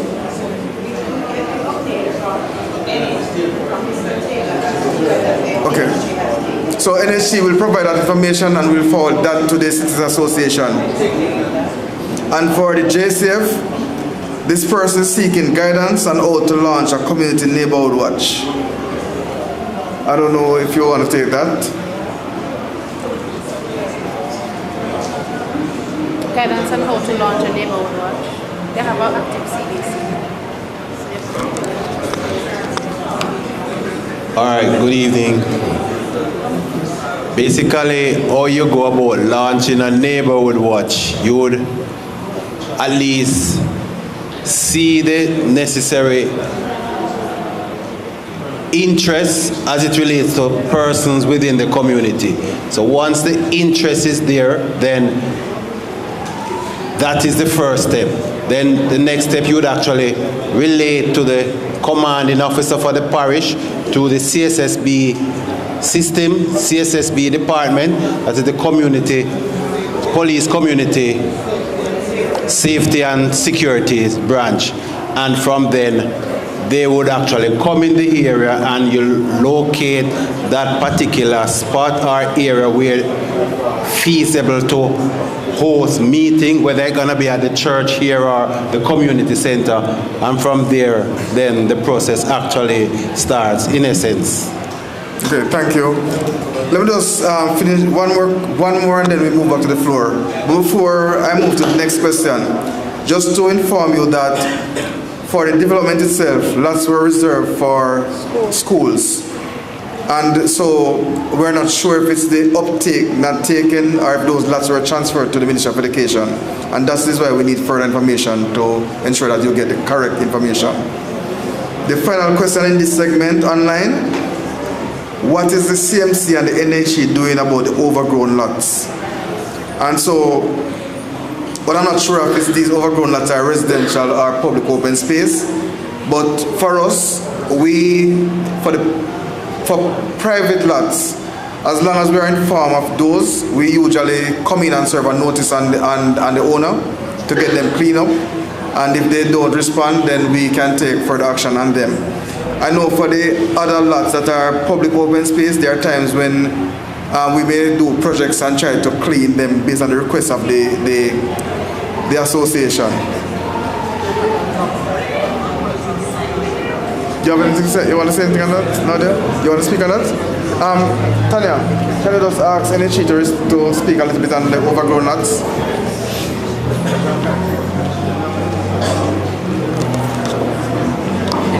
Good night again, everyone. As it relates to the overgrown lots, one of the things that we encourage you to do, you're not hearing? All right, so one of the things that we encourage you to do, if you're going to report that a lot beside you is overgrown, you have to tell us the lot number. Once you tell us the lot number, we will get in touch with the client and advise them that it has been reported that your lot is overgrown and you need to take the necessary steps to have it bushed. So we do help in that process to locate the person and ask them to bush their lots. So if you know the lot number, you can advise us and we will assist in getting them bushed. Okay, thank you. We move back to the floor. Just a follow-up, Chair. Still interested? Yes. I'd like to speak. Just a follow-up, Chair. Oh, sorry. Yeah, sorry.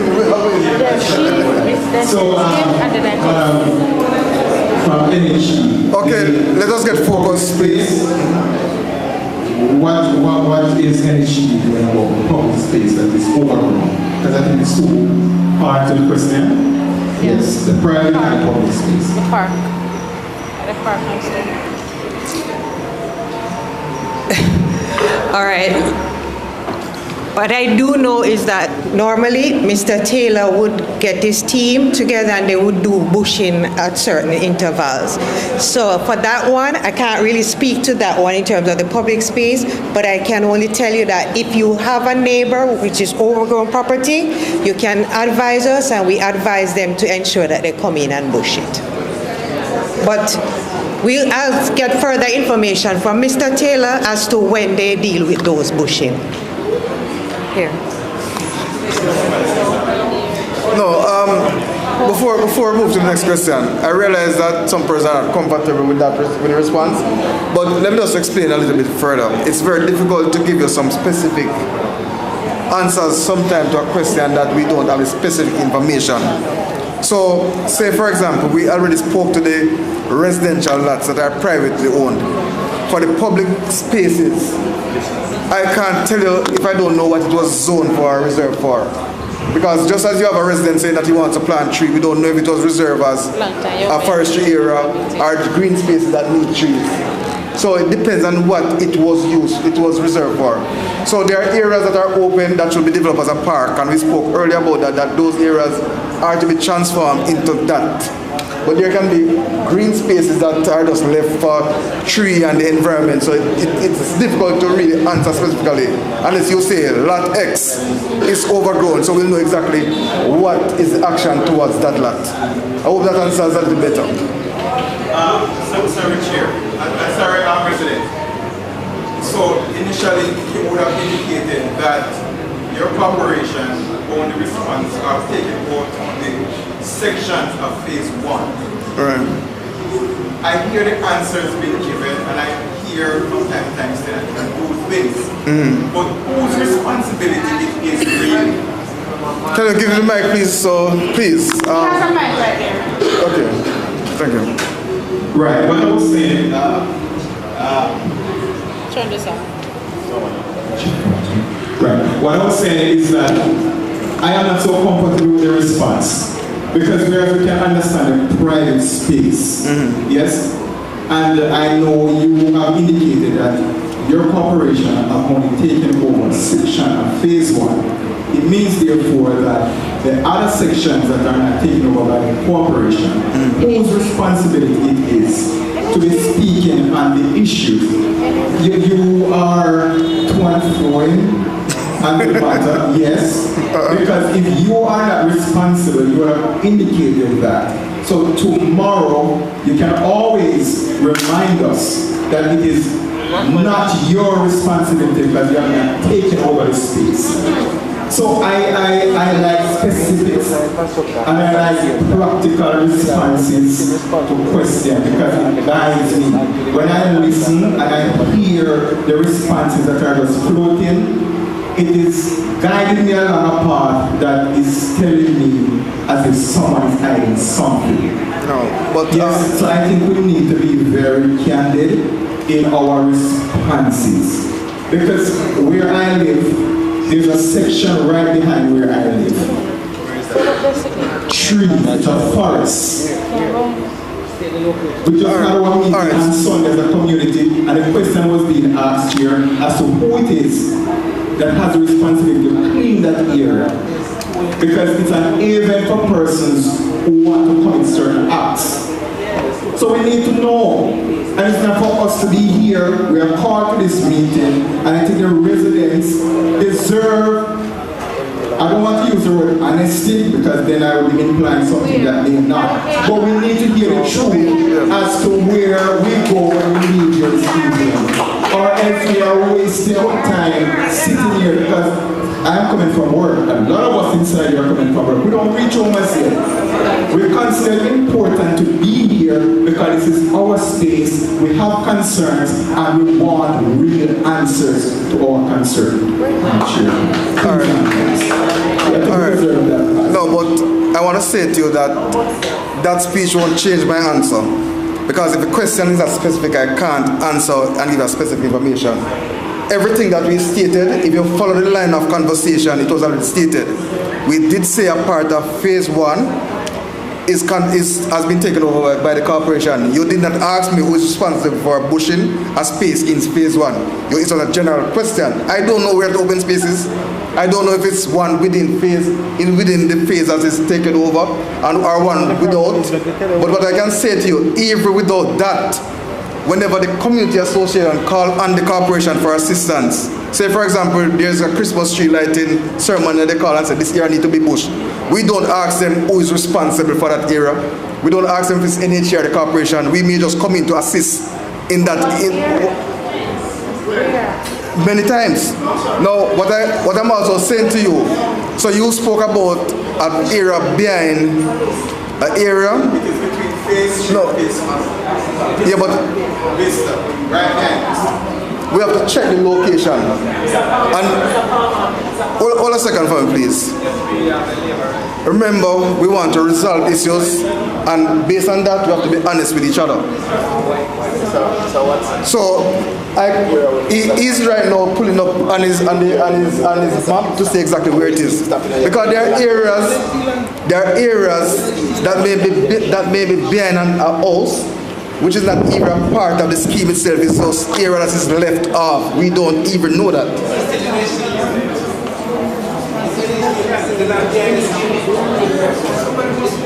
So what the chief engineer is saying about that property, it's NHE land and not a part. It's not a part of the scheme itself. So a house can be, the scheme can stop at a point and there's a bush behind. It doesn't mean that it's public open space. It's just shrubbery and forestry. It can't be bushed because it's already zoned as forestry. And that's the honest answer. So now you get it. No, because if you cut forestry, you need approval for that because it was already reserved as that. So, and that's what I'm saying, we have to be very specific on the location. Just hold a second. Try to understand exactly what I'm saying to you. When we're dealing with debushing of an area, it depends on what the use was designated for. If an area is forestry, you can call us into debush something that is zoned for forestry. And that's why I was saying to you, we have to be very specific when they are requesting those answers, because without knowing exactly where the lot is, we can't respond to that. And then there can be a lot that was already transferred to another entity, but they have not started doing anything on it. So when we know where that lot is, I can say to you, well, that lot is now with Ministry of Education, so they need to, I can't answer specific without specific information. So you have to identify that, and most times, I don't have the plan before me. So that information I would have to go back in office to check, to give you that specific answer that you need. May I comment? Go ahead. There's a question. Good evening. Okay. I want to thank Mayor for letting us know. I'd like to thank Mayor for letting us know that the pound will be coming to us in short order. I am a victim of those animals, sir. Cows came through my property. NWC, they burst my pipe, and needless to say, I had a large bill. While we speak to NWC, I'm following up on a community meeting we had some time ago with you. And we note there's a frequency in pipes being burst in our community. What plan do we have for phase 1 and 2 for the water infrastructure? That's one part of it, the question. The other part, in that community meeting, we brought to your attention that some of us are no longer getting water bills, so we have to go to your online portal to check for the bills, and we were told that there will be follow-up. I note I'm still not getting a water bill. I have to check. But my concern also, NWC, I'm wondering if your water cycle, billing cycle has changed, because I'm getting 2 bills for 1 month. So I have a bill for February 2, which I paid at the end of January, and I now have a bill for the 20th of February. So I'd like to know, is it that we're getting 2 bills per month now? I don't know if other residents are having that experience, but the frequency of the bill is certainly not what I'm getting from my other partners, like my other stakeholders like JPS. And finally, I just want to thank both JPS and NWC. Last year, we went through a catastrophic period during Melissa. Longville Park got back water service and light, despite how we carried on very badly. We know most of us were inconvenienced because we didn't have the water and light, but we also know a significant number of your staff was going through that because you live here. And so I want to say respect you to the members of NWC and JPS who live in Longville Park, who continue to serve the rest of Jamaica while we were inconvenienced.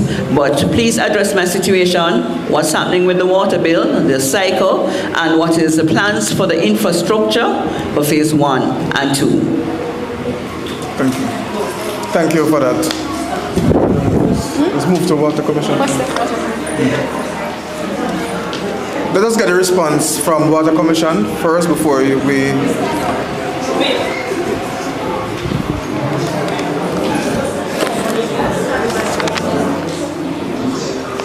You're asking a question? Okay.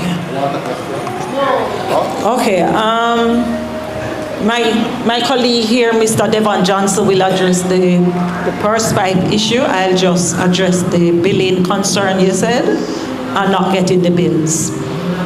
I'm not too familiar what your postal arrangements are, but I would want to think as a housing scheme that you have a postman, right? Or do you go to post offices?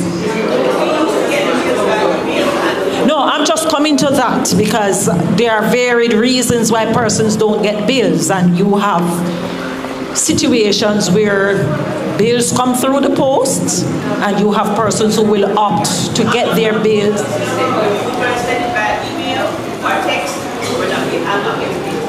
Yeah, but I can't speak just to you alone, so I have to address it generally. I would want to think if it's a Longville Park situation, then most, if not all, persons might be having a similar issue, right? So I just need to find out if the area itself has a postal thing. Okay, right. Because in addition to which, the NWC gives person that choice to get paper bills as well as email bills, and some will also offer text messages. So if you normally get the bills via email, as you say, and it has stopped, then I can only think of one situation we would have had recently, where persons would have been on a particular domain known as the Cable and Wireless domain. So the entity was having an issue with those persons because it would have been an issue whether with merger or no longer, but we would have encouraged persons who would have had those email addresses because it's a platform that we would acquire from Cable and Wireless. So whatever went wrong with their system, we would have asked persons through the different platform to come in and have us get a new email address updated to our system. I don't know if that is applicable to you or other persons, but that might have been the cause. But outside of that, we know if it's a Gmail address as well, that we were having some challenges recently. They were like going into spam. My last bill from NWC was the 27th of July 2025. And we brought it to NWC's attention during the community meeting. It is now February 2026. If I am not responsible and compliant and check NWC online, I don't know what my bill is. That's why I can tell you I have a bill for. So you're saying the Cable and Wireless domain don't apply to you? And your email address is not Gmail? I can't speak about Cable and Wireless or any other. I'm asking the second question. I do have a Gmail address. It came to the Gmail address as well as you would come to text messages on the phone. But did you check spam in the last couple of months by chance? I check for my NWC and I check for my And do you normally get text messages as well? You stop, I tell you that you stop. And I brought to your attention in the last meeting. So is it that it's not available to eat? Yes, we can do that, certainly, but I would not have been privy to the last meeting, and I did not hear you say what the follow-up was. The follow-up in the meeting is that the NWC representative said she would have looked into the situation. So you got no feedback? But because I have not seen a change in behavior pattern, I have received a text message or email, thus my reason for asking what is happening and what is your plan. All right. All right, no problem. I'll get your information. You deserve to have your bill paid because it's very expensive to run your systems. Absolutely, and we encourage you to pay as customers. So I'll take your information after which, and we can look at that. And generally speaking, from a community base, if it's a Longville Park situation, we can look at that. Your other question as it relates to the billing cycle. I am not aware that it would have changed, but we have to also take into account, you did mention Melissa and thank the JPS for the speedy. Yeah, but at the same time, it has a lot to do with that because we would have been set back somewhat with readings between October and November. So we might be seeing some catching up happening here because I know December. No, it's not a matter of missing the reading, but the reading period would have slipped up because remember, we would have been missing out on some of the months, October and Because just after Minister, some huge bills in our WhatsApp group was very busy with those water and costs of those bills. So you never missed that. You were very large sums. Okay, well, I can't speak to your usages, but in terms of the billing cycle, I know for December, most of our customers would have gotten a longer days of service for December.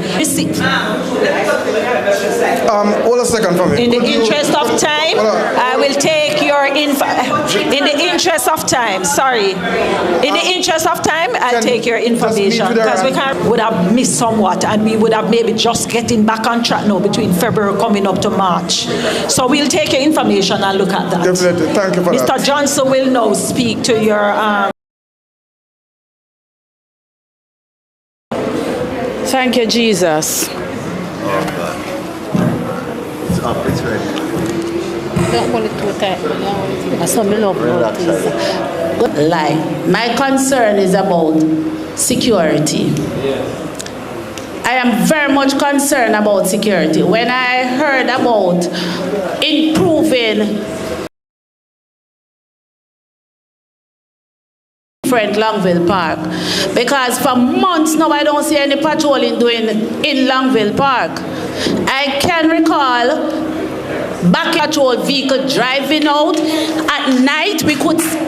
I could be on top of my house and see the security, the police officer vehicle patrolling with the blue light. Great concern, because even though the house is great, but I still have great concern because I'm not seeing the police officer. I see in the group where persons go to the station, calling the station, they said phone is not working, only 2 persons there, only 4 police officers at the station.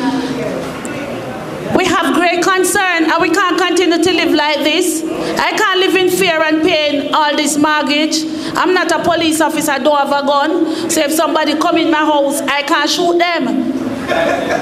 And I have my daughters at home, so I'm very concerned and we need something to be done at that police station up there into a bit of safety in our house. So if there's any police officers in here from the Longville Park police station can say something about patrolling in this scheme, because they said we are fortunate to have a motor vehicle at the station. But I think it is unfortunate that we have one.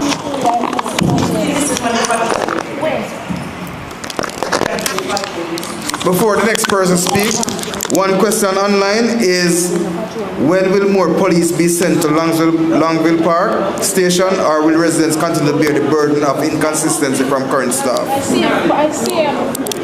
It's the same police issue, so I'm coming to you, sir. Just give me a minute.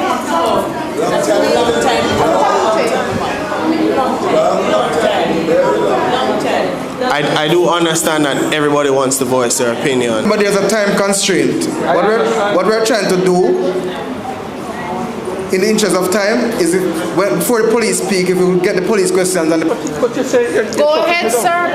Okay, good evening. My name is Steve Roberts. I live at 67 Daisy Street, Longville Park, housing scheme. Daisy Street is the third road on your... I have a burning issue with the grate that rotten out. A stopgap measure was made when the repairs were done near the police station, and then take a second. I am willing to do this to assist in whatever cause is here. We have crime, he's your teeth, that's no problem. We have crime and violence happening right now. Maybe the neighborhood watch. Okay. Good evening, everyone. My name is Laverne Johnson, and I live. And they're asking that persons who really need to form watches get in touch with the officers. I know Sergeant Chambers is at the Mapen police station, and he's the one who is responsible. So today we had a good meeting over there to invite them in so that we can form our neighborhood watches. Over in phase 3 there's a neighborhood watch. So, and we that marked vehicle and the unmarked vehicle serves 2 different purposes. So if we are working covertly to actually catch these offenders, you're not going to be seeing the marked vehicle and the blue light. Whilst both will serve its purpose in different circumstances, we are definitely telling you now, Longville Park, among other communities, is actually much better. They have 2 service vehicles. Actually, the service vehicle I'm talking about, 3010 FC, that's a gray Kingfish. It's actually parked right outside there, and this is the driver. So all who have never seen the detective from... All right, so basically things are being done and we understand your concern. So there is things in Longville Park, citizen. All right, thank you. Okay, thank you for that. And for the gentleman in the black shirt, I think you must be satisfied because you have been speaking to the chief engineer, Ridat Gratin, and you should be better, more informed at this point. Sir, this person has been waiting a while, and then we'll go online. Okay, thank you. Thank you, everybody. I am Shea O'Brien McDermott. I have 2 questions. I'm going to focus more on the positive one. It's really a recommendation, a crime prevention strategy. I am recommending to the police. I don't know how your force is and hold large joy in the community, but I'm recommending that you can do some undercover foot patrol to curb some crime, because whenever, I don't know if you guys notice, but whenever you drive through, people can see you from far, and if it is a case where a crime is in progress, then run gone. So I have been thinking about it for years, that you guys can do that, because I was once a younger person and I know how young people doing crime think. Additionally, I have a grave concern regarding the quality of repair done in the scheme for roads. It can be a case where road is being fixed last week and this week we have a pretty pothole. What I mean by a pretty pothole is, you now see the white here, but it's sinking. It's literally just last week, roads patch, and then you drive in it this week, it gone down. So that is a pretty pothole to me. And for me, I have a vehicle that is 20-inch rims. Almost every month I have to have fixed rims. How that feel for me? What if I spend my money to do that? Just in a December alone, I drive out here, so. Not even one pothole I'm chopping up. Because it was repaired, but because of the quality of the road, the rim broke. So that's a concern to me. You can employ a quality assurance officer to really, after these roads are repaired, people actually look and see if it repaired properly. Okay, so what I can say to you on that is that we will refer that to the NHT, but as relates to the corporation, we will not be taking over any of these roads until an inspection is done by our engineering team. Okay? I know we're doing well, and I'll take the last 4 questions online, and then we'll move to 5 last questions from the floor. Persons with other additional questions will still take those and respond to it at a later date. So that is the process that we will follow. The questions. This question has to do with constant dumping of garbage on the roadside, and we take note of that. And what we'll do is send in our municipal police and enforcement team to do more patrolling and monitoring of the area. Are there plans to cut another entrance to the exit to Longville Park? Yes. And I don't, may I have any answer for that? I don't have that answer. So, do you have an answer, NHG? No. But what I can say to you though is that one speaker earlier spoke about the new scheme that was launched.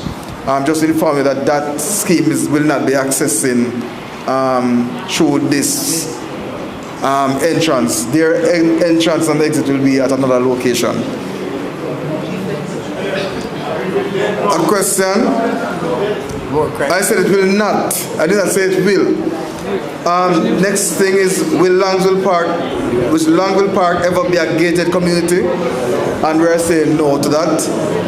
And the next issue raised, Mayor, and we'll follow up with the Ministry of Transport. This person said that school bus needed for children from Longville Park to Maypen. So we'll take that and speak to both the Ministry of Education and also the Ministry of Transport on that. So we'll move back to the floor and we'll take the final 5 questions from the floor. Jonathan here.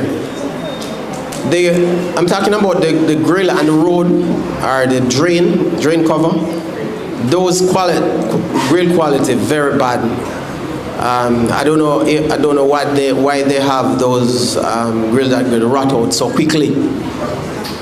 And I think the original plan wasn't good. So what I'm suggesting is that they use better quality grills. A lot of them rot out along the road.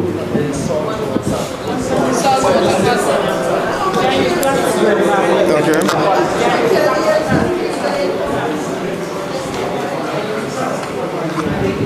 Mr. Blake, I'm concerned about the announcement you just made about the entrance for Longville Meadows.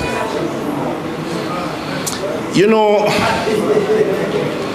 I remember when they built the Melrose bypass, and the poor little young people then, and those persons who live at Oak Village and continue to drive on the old Melrose Hill.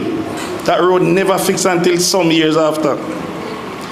I'm saying, if the current infrastructure within Longville Park that we are living now, if it is not given attention, the mere fact that building the new development, Longville Meadows, they are going to be entering from somewhere else. It means that we have a pretty little entrance stuff, and we're going to be left. You know, I was hoping that they were going to use the same entrance here, because I was saying, whoa, we must get one pretty entrance, then we must get some road fixed. Because I remember when Phase 3 was being built, Phase 1 and Phase 2 get some little help, because the mere fact that the vehicles have to drive through Phase 1 and Phase 2 to go over Phase 3, and the NSC would have to put certain infrastructure in place to facilitate that. So what I'm saying, Mr. Blake, I'm begging again, and residents, if you agree with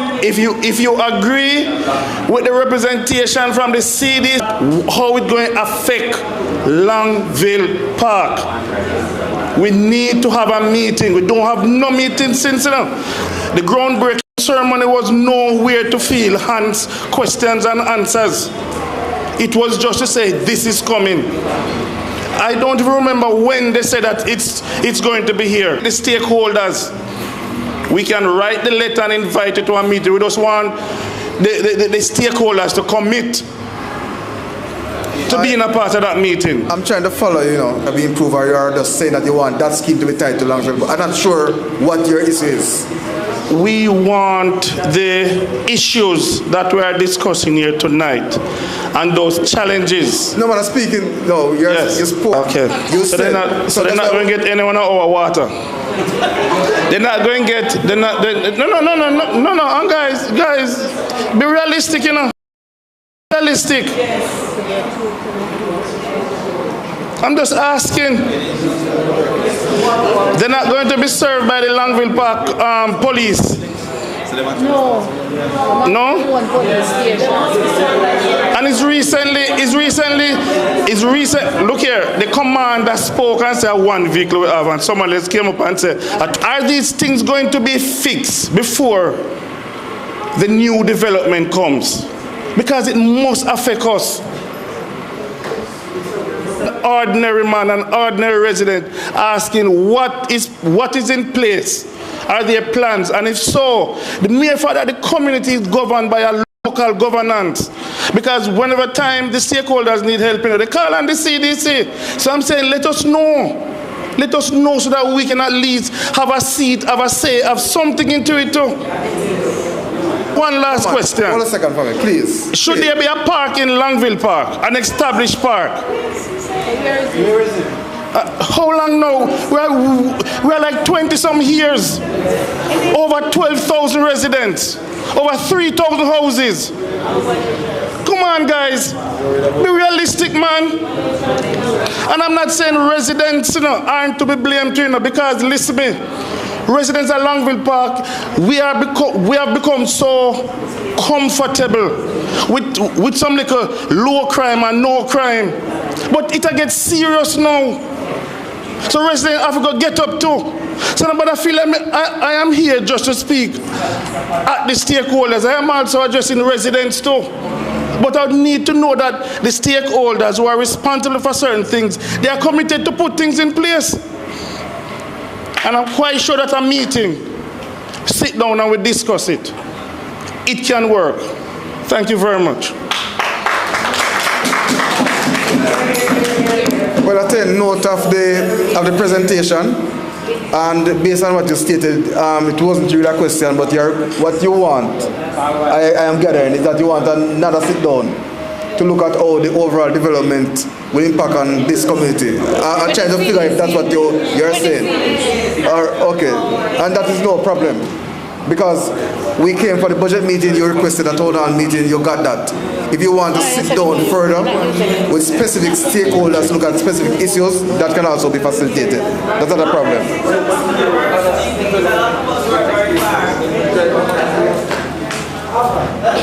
Well, we are going to ask the community association to arrange that. Tell us the time and date, and we'll get the stakeholders that you request. What I can say to you though, for a meeting to be very fruitful, it's better for you to get the questions before so we come prepared with the answers. No problem. Because when you ask questions just like this, we don't have some of the information at hand. No problem. Sir, ready for me? Yes. Yeah, good night all. My question is asking for the police force if we can get a camera system set up. I have been to other communities where they have camera system and tie it in the police force or tie it in the police station. I don't know who do that. So I like downtown, I see the camera system at the Darling Street police station and the link. So we have about 9 roundabouts and we can use that to help catch some of the criminals. I will see what's going on in the community. Our next question is for JPS. The street light at the entrance, when you turn into the entrance, it's out. And it's out for a long time. There is a street light on the post. So the next street light from there is at CB, and the next one from that is at the jerk place there. That stretch is very dark, and I see a lot of persons break down there, get puncture in those potholes. Can we get those potholes fixed? All of those questions were basically answered before you came. But you want to say something, Mia? Or you just... As it relates to what he asked about... Again, I said I think the CDC could sit with our senior SU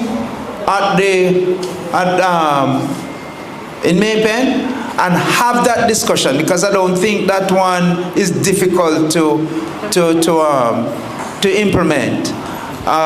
Because they have a system that you can tie it into, I think, in Maypen. And that would enable you to see that would enable them to see exactly what is happening in your space. So I think it's one that you could have discussion on. All right, just quickly, thank you, Mayor. Just another thing to add. Being our brother's keeper, and in this case, being our neighbor's keeper, will help greatly. A lot of persons have camera on their system.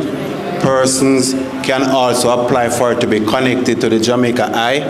And not just that, persons who cannot afford cameras, there are persons who can afford really expensive cameras. It's about capturing the perimeter, a wider scope, and not just your particular premises. That too can assist in terms of the crime fighting and security issues. All right? Okay. We have one final question. Two? Okay. Oh, 2 questions, please. Okay. Good evening, everyone. Just to add to security measures for the scheme, as my colleague said, it's not only myself only, it's a everybody thing. We're all affected, whether you're working for the government or private, right? And one of my concerns is that I see a lot of houses being rented in the scheme. The persons who are renting, do you vet the person that you're renting to? It's just about the quick money.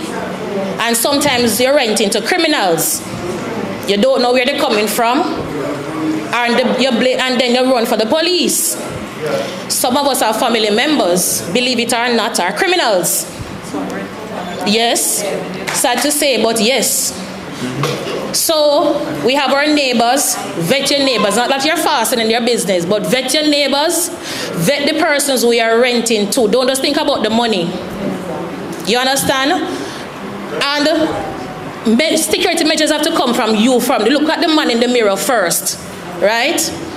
My other concern is, as a resident, mahogany. Mr. Lewis can attest with me. And if you can bring it up on the camera, you can see there's 2 lots on mahogany.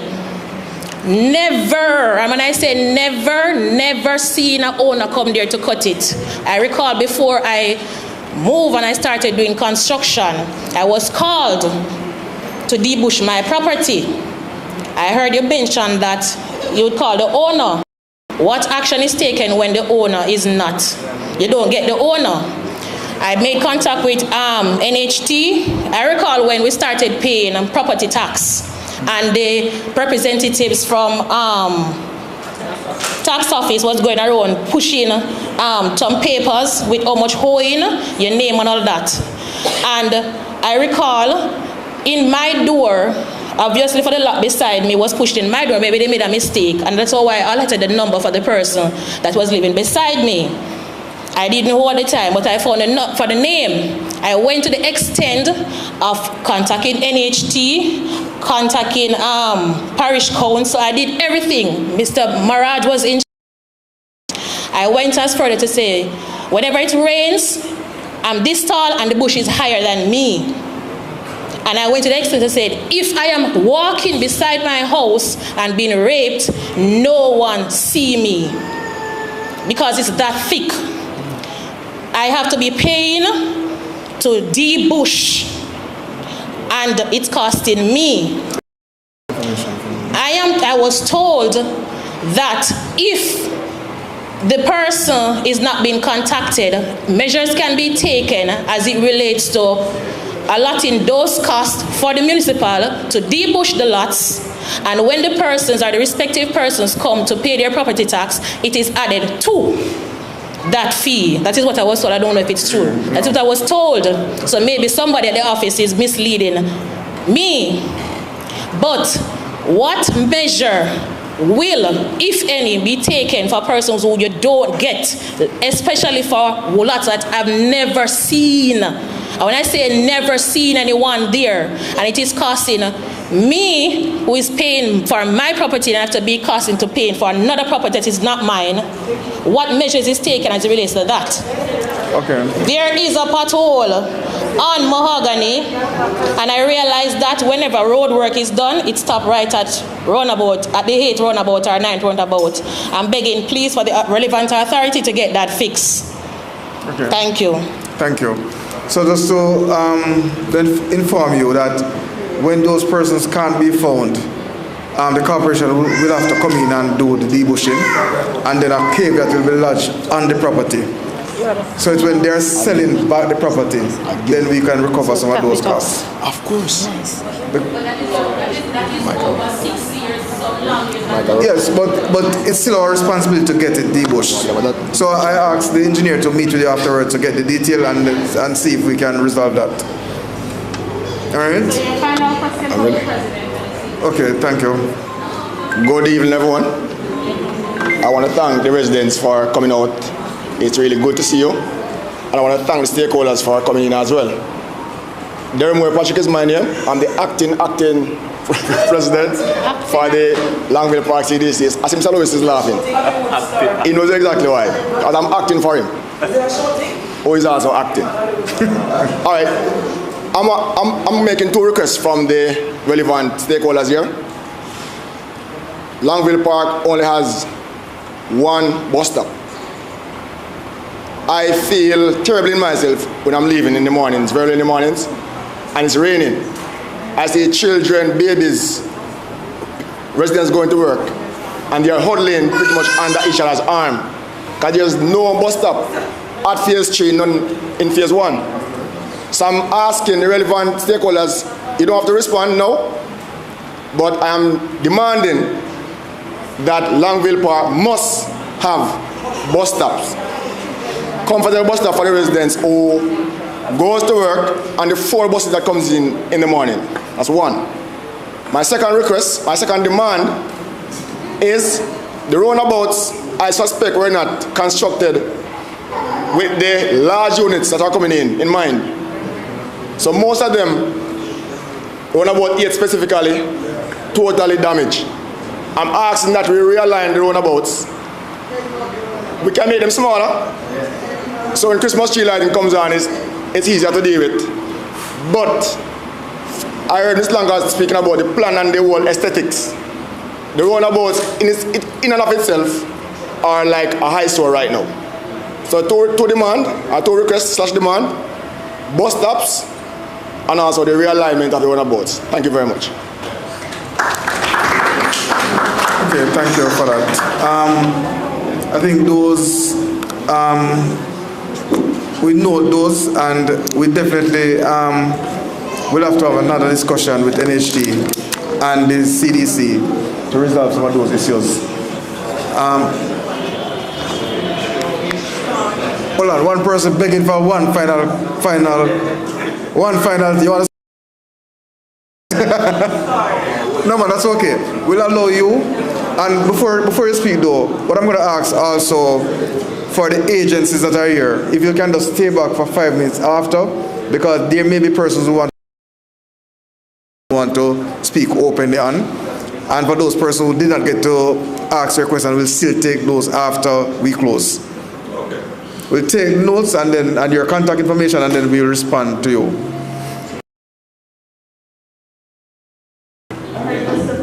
Talk about the bus stops along the boulevard. I'm not sure who's responsible for the lighting. There's no lighting on the boulevard from the 5th roundabout all the way up to the 8th roundabout just before you get into phase 3.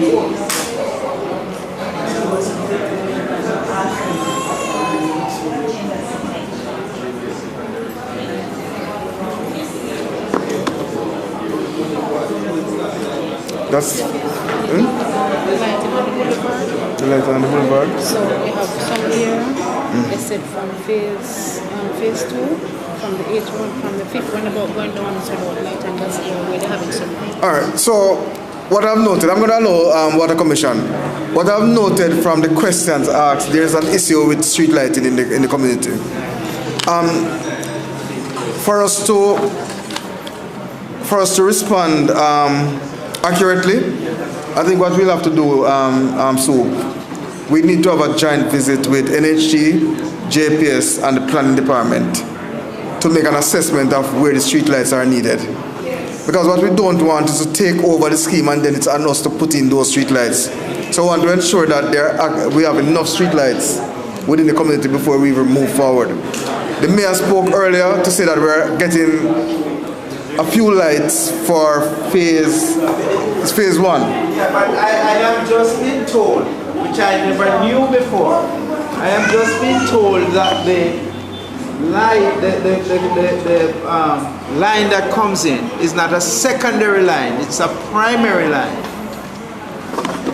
So it's going to need for a secondary line to be brought in order for them to get the light. So, hold on. So it simply means then, CEO, we're going to have to get the Member of Parliament involved now for him to help to get JPS to bring in the secondary line in order for you to get those street lights. And I'm really sorry that this came up after JPS left, because they were here. Because I can't respond to that. I just asked, NWC wanted to. The line down is the high-tension line. All right. Just quickly, Mayor. I want to take the opportunity. I got the compliment there and the nod from most of you about the service that you would have been receiving recently. So it is really prudent of me to just add to that as a business that we are here to provide you with water and sewer, that the partnership we intend to maintain with residents such as Longville Park is to pay their bills. We have approximately 3,294 householders in Longville Park, and we have an outstanding receivables of approximately 91.4 million. So we want to encourage persons to pay their bills, especially if it is you're getting the service that you would have used earlier on. And for persons who might not have been taking opportunity of the platforms that we have, there are NWC Jam on all platforms, that's the Facebook, X, as we know it as Twitter before, and Instagram. Some persons, you know, they're now in the information age in the event that you can't get through to the offices, but you can reach us at 888 call NWC.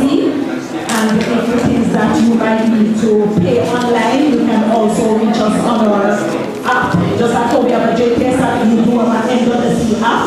It's nwc.jamaica.com. nwcjamaica.com. That's our online platform, and you also have iPay. You can also pay online. For persons who are not receiving mails, you can also come in and give us your email addresses. And you can also give us a contact number, which is a primary number, a number that you can always reach to get your text bill. That will remind you of your bill and your amount when it is due. Thank you. Okay, thank you so much for that. I will now hand over to Councillor Williams to do the closing remarks. Thank you. Thank you very much, Mr. CEO. I know that we want to get home now, and it is about that time. I would like to extend a heartfelt vote of thanks to everyone who made it to this meeting this evening. First, I want to thank our speakers that spoke earlier on. That's our presenters, for sharing their valuable insights and expertise with the community here today. Their input has given you, the community members, a lot to think about. And I know that the CDC will be blooming later on tonight. And I want to say to the CDC, you have been very active, and I would encourage you, as I thank you tonight for coming out, to meet with our CEO and our mayor so that you can continue with your dialogue. But most importantly, let me thank you, the community members, even though most persons have left, and those that have been online and have been giving us those, asking those questions and making those suggestions as well. That we thank you for taking this time out of your busy schedule. Many persons have not gone home from work, and you did this in order to participate in the betterment and of your community, and for your community to be more developed. The energy in the room this evening and the willingness to listen is one that I want to strongly say that it was very, very good. So again, I say to you, thank you, and we look forward to seeing you with the next community meeting, and to also see the CDC meeting with our relevant stakeholders and the municipality as we continue to build bigger and better and stronger communities. Thank you very much for coming out. Good night.